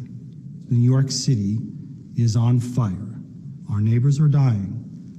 Healthcare workers are being affected. You can see I look like I'm in fairly, we're going to talk a little bit about PTSD and burnout, but I look like I'm in fairly rough shape there. And I tell you that this was a 2.5-hour interview in a room in my hotel with Bill Whitaker on a laptop. It was one of the most grueling things I ever did. But I felt it was important because if you don't talk to the real press, then you end up with stories like this. So you have to talk to the press. And one of the most important clinical protocols, and I think Matt will agree, was the 6 p.m. vent rounds that we put together. So we were running 5 and 6 COVID ICUs. It was important for the faculty to be present during the nighttime. So we'd put them to bed during the day. We'd pay them for being to bed. And then we'd join everybody together at these 6 p.m. vent rounds where we'd go look at all the patients. And nighttime and daytime folks would look at everybody all together. And also, I would say the line staff needed to see the clinical leaders. You needed to get out of your office and show people that you were in there with them, particularly if the work was dangerous, and particularly in the most dangerous areas like the ICUs and the EDs. And just as Andre was talking about, because of the shutdown, trauma admissions went down. We reported on this. Others have reported on it. So we were able to repurpose and redeploy the trauma team. And we developed this trauma COVID strike team. And you would hear over our walkie-talkies, trauma COVID strike team to the adult ED priority 1. And the trauma team would come down to these COVID patients. They would grab them up, transport them rapidly, line them up, and resuscitate them. This turned out to be a much better protocol than the earlier medical protocols, which could take many hours to bed these folks in their ICU beds. And in closing now, as I mentioned, so many of us gave the ultimate sacrifice. I want to introduce you to Nurse Rose, my wonderful Nurse Rose, who was a rehab nurse, became so sick in our ICU, and she was prone and with almost no hope of survival. And you remember the Grinch, Dr. Melvin, actually helped me arrange for ECMO for Rose, and she survived. And this is her going home story. Actually, see if I can get that to go.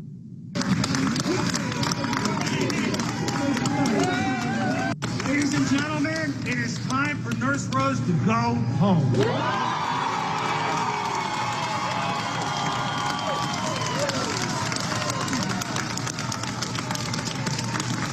Thank you very much. We love you. And it is my hope for all of us that when this pandemic is over, we all get to go home. I thank the AAST for the courtesy of the podium.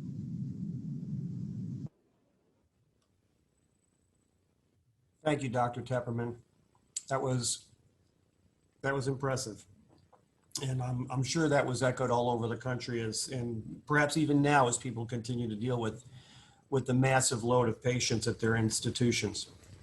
So last but not least, we're going to go to Dr. Bulger talking about the trauma system response to the pandemic. And I think this is a good segue from your presentation, Dr. Tepperman.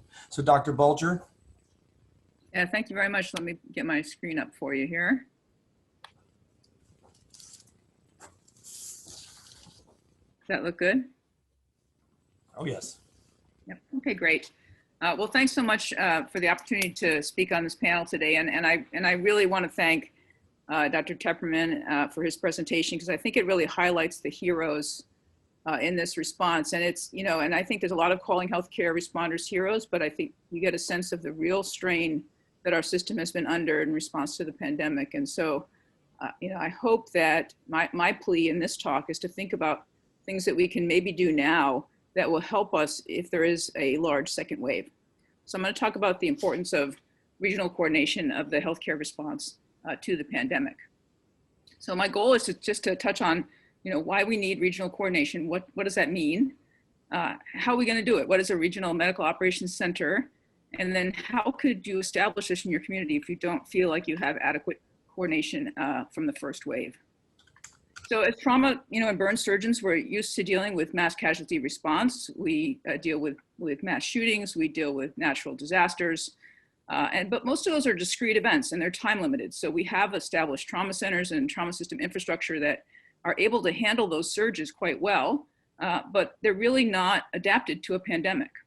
When you think about the pandemic, it's ongoing. There really isn't a clear time horizon. It covers a very broad geographic distribution. Nobody is spared.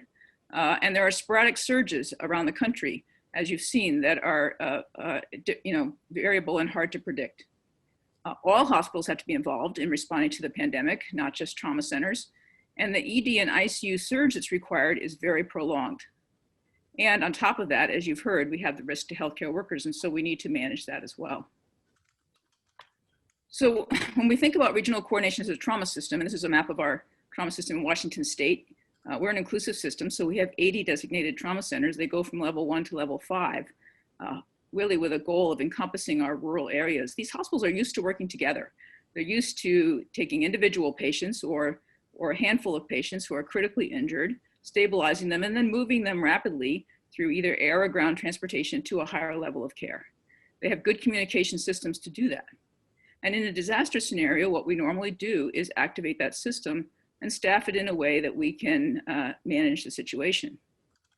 What does regional coordination provide for you? It provides situational awareness. So if you can collect data from all these hospitals, then you can know in real time what's happening, where the patient surges are, what are the resources, where are limitations in the system.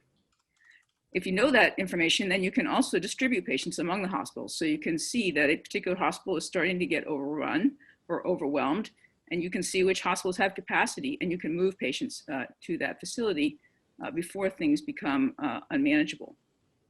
You also can regulate your pre-hospital care resources through that mechanism, and by monitoring them, you can also detect outbreaks, because you'll see a surge in EMS activity to a single long-term care facility, for example, and know that there may be a problem there that's not yet been reported. You can also coordinate your alternate care locations if you have those set up. And I think most importantly, from a sort of trauma system perspective, is you can ensure that other non-COVID emergencies are being considered. We deal with time-sensitive emergencies every day, not only in trauma care, but in cardiac arrest, in stroke, in STEMI, and those patients need specialized hospital care. And so by having situational awareness and distributing the patients equitably among the hospitals, you can preserve that capacity of your emergency healthcare system. If you work together as a group, you can also come to consensus on things like crisis standards of care, which we hope we never have to implement, and you can survey outbreaks in high-risk populations. In the United States, I think we have very high functioning public health service, emergency medicine service, and acute healthcare systems, but they're not used to working together in a coordinated way over a long period of time. So one of the advantages of setting up a regional coordination structure is it brings all of these groups to the table to work collaboratively. So the concept here is the concept of a regional medical operations center. And it's really built on that framework of your emergency care and trauma system. Much of this infrastructure is probably already in place. But there are some key essential elements.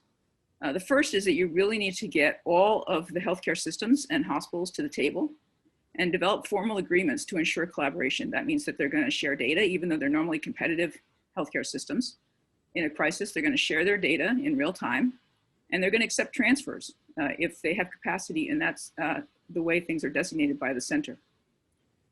You have to have the ability to get all the major stakeholders in one room, but that could be virtual, and that's how most places are doing it, so that's very feasible. You have to have some communications links, especially to your emergency operations center. And then you need a software platform that allows you to have that situational awareness, and I'll talk a little bit more about that, but there are systems available and they don't cost anything. And then you just need the ability to move patients around your region by coordinating your pre-hospital care. So in the ideal world, our trauma emergency care systems, which function every day in dealing with interfacility transport, would be able to scale up quickly to form a regional medical operations center. The other term that's used for this is medical operations coordinating cell. That's the federal term. They mean the same thing. So either one of those would be the same. That would be integrated with your local emergency operations center, and then that data could then roll up from all of the RMOCs to the state level. So the state would have a good overview of what's happening in the healthcare system across the state. And then in an ideal world, that would roll up to a federally organized system as well. So that's the grand vision, but we have to start locally. So what we did in Seattle, I work at Harborview Medical Center, which is a level 1 trauma center for the state of Washington. And we serve as a disaster medical coordination center. That's our role. But again, we were scaled up for discrete events. So recognizing quickly early on in the pandemic that this was going to be a much bigger and long-lasting event, we formed a regional COVID coordinating center in collaboration with the Northwest Healthcare Response Network, which is our healthcare coalition for the region. Every region has healthcare coalitions that receive money from ASPR specifically for disaster planning. So that's the first group you should look for if you're going to work on this project. And we published this in JACS recently, so I'll refer you to that publication, but I'm going to go through briefly just sort of the 4 pillars of operation of our Western Washington Regional COVID Coordinating Center. And I will say that this started as an effort to cover Western Washington, which is the most populous area of Washington state. But now on the agreement of the governor has gone to be a statewide function. So we have 2 surveillance pillars and 2 coordination pillars, and I'm going to talk a little bit more about that. So from a surveillance standpoint, again, this is that situational awareness. We are tracking from all the hospitals, their resources, what their ventilator capacity is, PPE, when that was in short supply, we were tracking that in real time, staffing issues, bed availability, both in the ICU and acute care, and then their number of COVID patients and how critically ill they are. We also set up a mechanism, which I think is critically important moving forward, to survey high-risk populations. So we collect data on people that live in congregate living settings. That includes shelters, jails, prisons, alternate care facilities, and long-term care facilities. And that has been critically important for us for helping detect outbreaks before they get out of control. We also have 2 coordination tools. The most important one is the regional health system level loading. And again, that's using that data that we have in real time to see where there are problems, or if a hospital or facility calls us with a problem, then we can distribute patients around the region to the hospitals that have capacity, and they have agreed to accept them pretty much no questions asked. We also can use this mechanism to coordinate resources. So if we need to move ventilators between facilities, or we need to distribute PPE more appropriately, that can be managed. And we can provide support to the long-term care facilities. So we've developed these acute care drop teams, we call them, that will go into a facility, test all the residents and the staff, provide them support for isolating residents. And in that case, you don't necessarily have to evacuate the entire facility to the local hospital, and it's made it much more manageable. To do this, we have worked with Microsoft, who happens to be in our neighborhood, to create a software platform, which is now used statewide. It's called WA Health, but it is freely available from Microsoft. They're happy to give it to other states. And it, again, allows the hospitals to enter the data that you need to see to be able to manage this center. So they can enter staffing data, they can enter their beds availability, their equipment, and their COVID patients. We're working on also collecting the data through this platform from our long-term care facilities. Our first outbreak here and our largest outbreaks have been in long-term care facilities. It's a very high-risk population of elderly patients. And so, again, we think being able to track that is critically important. So we're using this platform to collect data on testing rates and positivity in those facilities and PPE availability. You need a few things. You need a little bit of space, which we were able to find easily in our education center of our hospital, which wasn't being used. You need some computers and a phone number, basically a single phone number for people to call, but that's about it. We did staff it 24/7 with nurses who were experienced nurses who were repurposed from the perioperative care area when elective surgery was shut down. And now it's really staffed on-call people because it's not as busy. And we had physician backup from both emergency medicine and trauma surgery, again, physicians that are used to dealing with interfacility transport and know the state politics pretty well. There are resources available for you if you're interested in exploring this further for your community. We have a document on the college website on how to set up an RMOC, and then we worked with ASPR and the FEMA Healthcare Resilience Task Force to do a webinar, which is recorded and available online, as well as a toolkit that really walks you through all the steps to set up one of these centers. It's a very nice resource that's available for you. So what can you do? I think it's really important if you're a healthcare provider and you've lived through a surge and you think, gosh, maybe that could have been coordinated a little bit better, to say, okay, what are my current resources? You know, what is the current coordination strategy for my trauma system for mass casualty response? What is my regional healthcare coalition doing? And what are the other state efforts underway? So perhaps you have a lot more going on than you know about, but identifying those resources is really the first step. The second then is to bring all the stakeholders to the table, right? You need to get everybody together, and again, it could be a virtual room, but to obtain commitments to share data and accept transfers, that's really critical. You need to establish your software platform, the little bit of infrastructure that I talked about. And fortunately now there is some funding opportunity for this. So it's outlined really nicely in the ASPR toolkit, but there is supplemental COVID funding from ASPR and from FEMA, and also many of the states are starting to support these activities. So, you know, my hope is that we can really get that infrastructure in place nationwide, which will make us better prepared for another surge, but also for other disasters that we have to face in the future. We know that these come up sporadically, but they are a significant impact to our citizens. So I'm going to end there just with, you know, my summary that I think regional coordination is really the key to preserving a functional emergency response for your trauma system as well, so your hospitals are not overrun. Regional and hospital infrastructure that's built to support the trauma system is a really good place to start.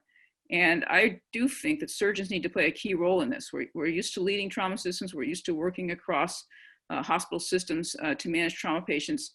And I think that this is an opportunity for us to help organize a system that will benefit us in the future. So I thank you so much for the opportunity to share that with you. And I will really look forward to the panel discussion.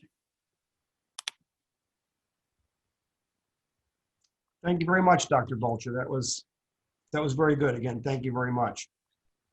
So as we go on to the question and answer portion of this, please I remind all the viewers you can ask your questions via the Q&A tab at the bottom of your screen. But the first question I want to send out to the panel is kind of relating to what Dr. Tepperman very peripherally talked about, which was burnout.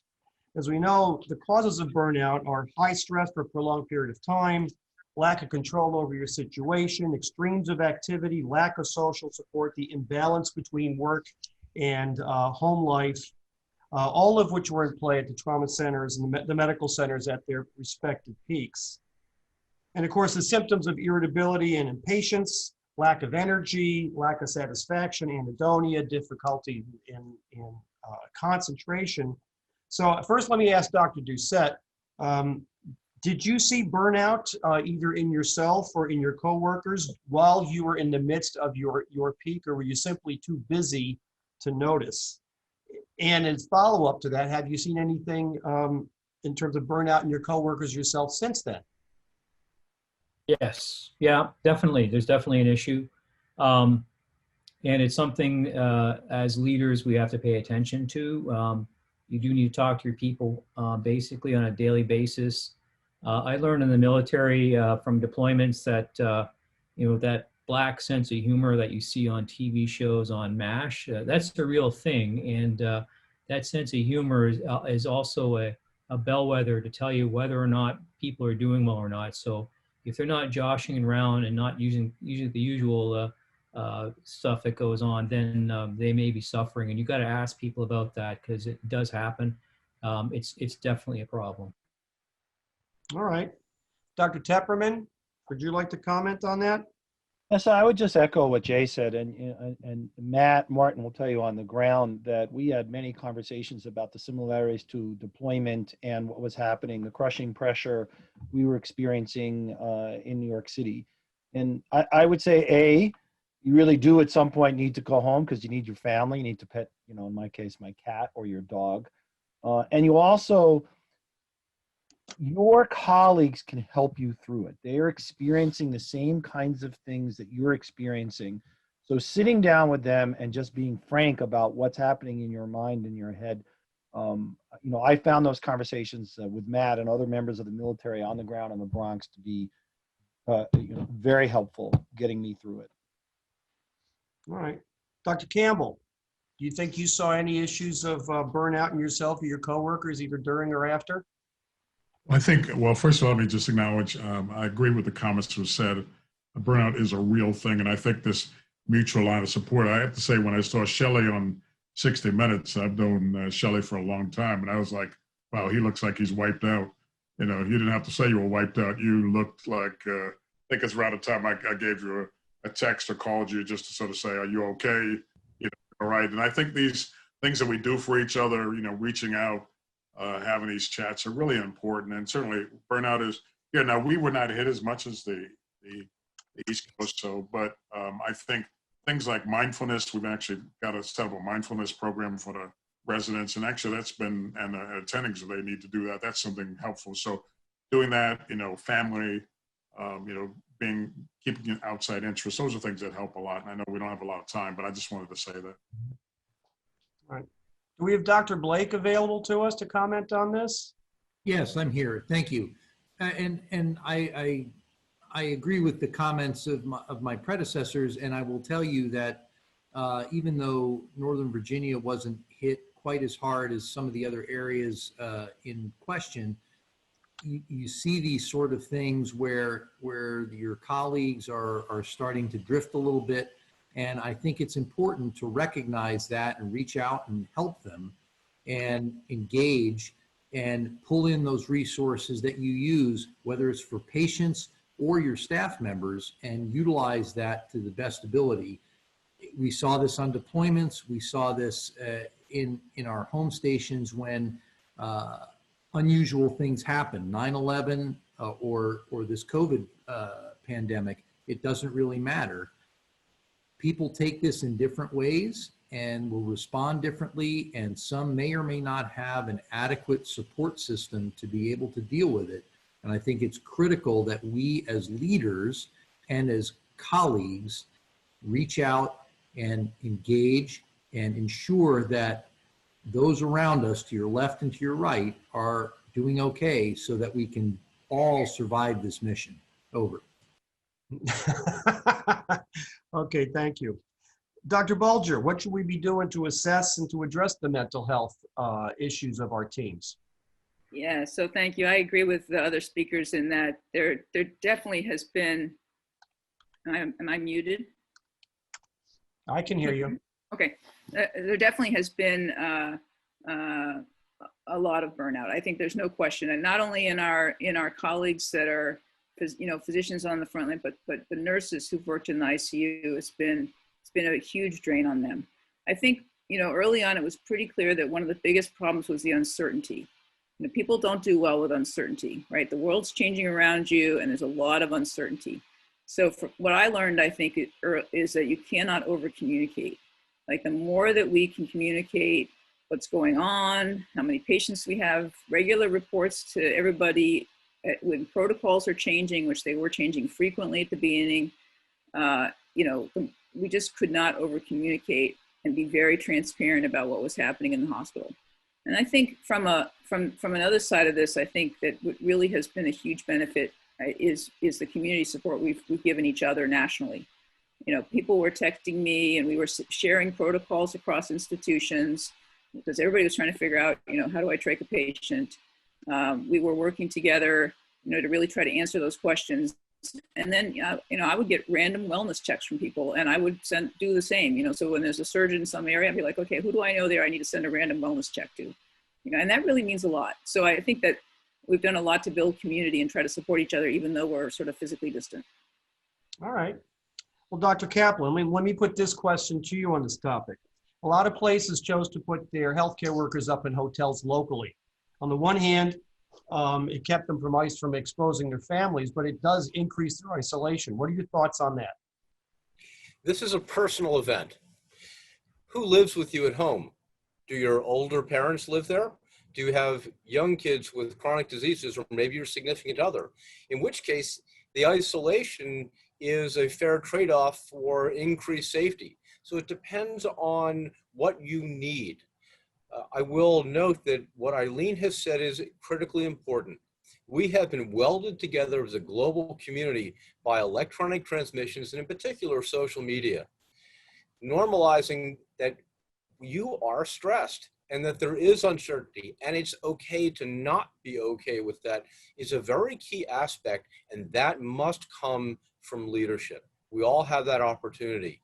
And when you take that opportunity to reach out, you can ask people what works for them. All of the things that we've deployed thus far, like wellness clinics and yoga at noon, someone else has decided for you without asking you what's meaningful for you. All right. Thank you very much. We'll move on to a question that came in. And let me direct this to Dr. Campbell first. What can we do at the hospital and provider level to reduce these disparities that you were describing on outcomes? Is it mainly due to social determinants that need to be addressed, or is there things that we can do within our facilities and within our local communities? Well, thanks for that question. The first thing I think we have to recognize as a group of surgeons that disparities does exist. Actually, it was a survey a couple years ago that said that only 35% of surgeons actually felt that disparities actually existed in healthcare outcomes. So I think we have to first recognize that it's a problem. And when things come screaming at you related to all these disparities I pointed out, from cancer, for trauma, for now COVID, it really sort of exposes what has really been a long-term problem in the United States. And we're dealing with, I mean, this reckoning after the George Floyd killing by the police, it's a national reckoning, really has laid bare the 401-year sin, the original sin that this society is built on. So that if you look at what is going on, I mean, this is a very complicated thing, and I could go on for a long period of time. It's related to social determinants of health, structural racism, access to care. But I mean, even like just something that's simple. So all of us know that we lost a hero, Black Panther, just recently. You know, he's 43 years old. He had a 5-year bout with it. But you may not recognize that African-American men, there's an epidemic of colon cancer in African men, and the outcomes are worse. Percent later, you know, do worse. This is real thing. So we need to sort of first bring it out into the public and do that. So that's number one. Number two is understanding that you need to provide culturally competent care. You know, you may not be able to discharge somebody to home because home may not be what it should be, right? So it may not be safe for them to go home to do that. If you have a gunshot wound victim who was shot, you know, he or she may not be able to go back to that environment, you know, or providing things in a culturally competent fashion. If you have a patient who speaks a different language, we speak 25, 30 languages here at the San Francisco General Hospital every day, and you need to make sure that you can communicate to people in the language they have so they can understand what's going on, whether or not it's Spanish, it's Mongolian or Chinese or what have you. So doing that is important. So the third thing I'll just say, and end up, is that there is a disparity in the use of narcotics in African-American patients. They get less. So these are things you need to recognize first, acknowledge it. For us, we've not done that. And then come to the national reckoning and understanding that there's a big disparity in outcomes now for COVID, cancer, trauma, many other areas. Thank you. All right. Thank you, Dr. Campbell. Dr. Tepperman, you're up in New York City. I'm sure there's quite a number of challenges on the same topic for you guys. Well, I would just echo my very wise old friend, Andre, what Andre had to say about it. But it is about the social determinants of health. And we also have a large immigrant population in New York City that needs healthcare, and we can't just ignore that. And we have vulnerable populations. We need to do better screening. We need to provide better primary care, and also we can't ignore gun violence. Right? There needs to be better gun safety laws in the United States. And we put this all together and add in the important things that Andre talks about. We'll finally start chipping away at this. All right. Well, I want to move on to a question related to what Dr. Bolger was talking about, the Regional Medical Operations Center. It sounds wonderful, but at least at my facility, I don't get a sense that everybody outside of my department is on board with that. You know, maybe it is surgical jingoism, but I think the trauma surgeons and the trauma system is best positioned to lead in this kind of process. But what are the barriers to implementation that you've encountered, Dr. Bulger? Yeah, so I mean, I think, you have to get everybody to the table. That's the first step. And the biggest challenge, of course, is that our healthcare systems are competitive, right? We live in a competitive healthcare system market, and they're not used to sharing data with each other. They're used to trying to keep patients within their own healthcare system. And so they have to see that the situation is well beyond all of that. And so, it has worked for us because our healthcare systems quickly saw the scope of this and said, wow, like if I get overwhelmed and our system can't handle this, we want to be able to share the load. And so we were able to get, people who are normally very competitive, and we got the CEOs of all of these hospitals in the room and had this frank conversation. They said, yep, we agree, we're going to participate. And they signed a piece of paper that said they were going to, stick to these guidelines, and they have. You have to get those people together, and that once you get them in a room, I think then they see the scope, then they're on board. All right. Dr. Kaplan, on kind of a related topic, you were talking about having to bring in non-ICU people to address some of the ICU needs. How did that tiered staffing model work? And was this something that crossed the specialties that sort of falls into the same umbrella of the Regional Medical Operations Center? And then how did you assess the efficacy and support that? This is an excellent question. And I will tell you unequivocally, this worked well. It was easy to take many of the surgical specialists, because remember, surgical critical care is part of our training, and to get them on board. But it was a little worrisome when we were having rheumatology fellows folding in, but it worked excellently. Giving them training, on-the-job supervision, they get comfortable very quickly working within the confines of a system. They're not alone. They're working alongside you, expanding your capacity. It is important that you do that as a team. Seasoned intensivist, seasoned APP, seasoned bedside nurse, seasoned PharmD. All of it works together. Efficacy, standard metrics, looking at length of stay and adverse events and complications. And you know what? They weren't different. People felt this as a duty and a calling, and were exceptionally grateful that they finally had something that they could do instead of just sitting at home. All right. Thank you. Thank you very much, Dr. Kaplan. Now, as we're approaching the end of our time, but there is one last question I would like to get to, which is the question everybody keeps asking every morning on the radio. The COVID second wave. Is it coming? Yes, no? And fortunately, we've got people from all over the country. I want to start off in San Diego with Dr. Doucette. What's your feeling about the second wave? How bad is it going to be like the first wave, and how are we preparing? Yeah, I think this pandemic, like previous viral pandemics, will be more than 6 months. The 1918 Spanish flu, as they called it, it really went on till 1921 around the world. So the chances of disease hanging around for a while is going to be quite good.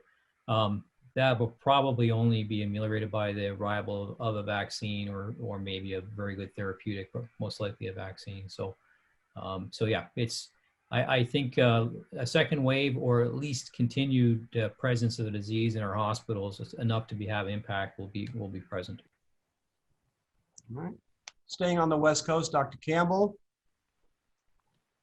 I'll just say, just add to that, and I agree with what was said. I mean, I think what we're worried about now is there's going to be a dual problem with the seasonal flu coming, and we just started giving out flu shots here. So, and I agree with the 1918 pandemic went to 1920.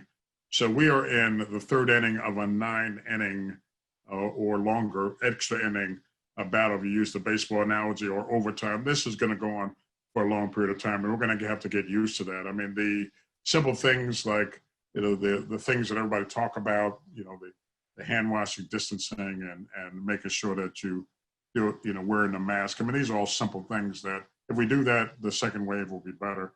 But right now, we don't have the intestinal fortitude as a country to do that. So I don't want to be political, but I'll say that if we can wear masks for 15, 20 hours in a hospital operating, I think people could wear masks in other places. But I'll just say that it's a simple thing. We should do it for each other, do it for everyone else. All of us here do it because we're surgeons, but that it's just a simple fact that we got the tools to do things and we can stop the second wave, but we're not going to be able to do that. All right. Dr. Kaplan on the East Coast, Philadelphia. Oh, we have great faith that the second wave is coming. We are better prepared. We've learned from what we did before. We now know where our manufacturers are, where our supply chain is. We've expanded the secure national stockpile, and we have processes that we took down as the first wave passed through. It is time to look at how we stood those up to make sure that there are not opportunities to make them better. So we're preparing the same way that we got there as a team, using everyone that will be impacted by COVID and the group concatenation of influenza. Thank you. All right. Dr. Tepperman, New York City, which seemed to start us all off. I would say with the reopening of schools and with the university hotspots all over the nation, we are going to see an uptick in New York. I think we've done a good job social distancing, wearing masks, and I don't think it's going to be as bad. I can tell you that I am helping oversee in our hospital system the purchase of 1,000 ventilators. So we are not going to take it for granted. All right, and last but not least, I want to go back to Seattle and Dr. Bulger. You've also got the great opportunity of these fires that are all over California, Oregon, and I think Washington State as well, which seems like another type of disaster. You think COVID's going to be coming in, and what roles do we have in the fire issues, and how are they going to interplay? Well, I will say that the same coordinating center that I talked about has been moving patients out of Oregon into Washington at the request of Oregon. So, you can extend your coordination across state lines as needed. I would say we're going to have a surge. It's a question of how big. Prevention is the key, as we've heard. If we can get everybody to wear a mask and stay 6 feet apart, then we're going to have a less of a surge. But we can't count on that. Testing is the next key. Really broadly testing, and testing, all the high-risk places. I mean, all of our homeless shelters, our jails, our long-term care facilities need regular testing so that we can detect outbreaks and contain them. And then the final thing is getting our hospitals ready. And we have learned a lot, I think, from before. If we can really establish regional coordination so that we can level load the hospitals, and then we can have, the resources stockpiled that we need, then I think we can weather it. But the question is how big, and I hope it's not going to be that big. All right. Well, I think that's all the time we have. I want to thank Dr. Doucette, my co-moderator, and the energy behind this whole session today. And I think it's been really, really outstanding. I know, as I said before, I've got notes for myself to take. I got questions I need to answer. I want to thank Dr. Campbell, Dr. Kaplan, Dr. Tepperman, and Dr. Bulger for their input. And again, a thank you to the first panel. I've certainly enjoyed it. I thought it was a very nice afternoon. So thank you all. Thank you. Safe home to all. Thank you. Thanks, everybody. Thanks. Thank you so much.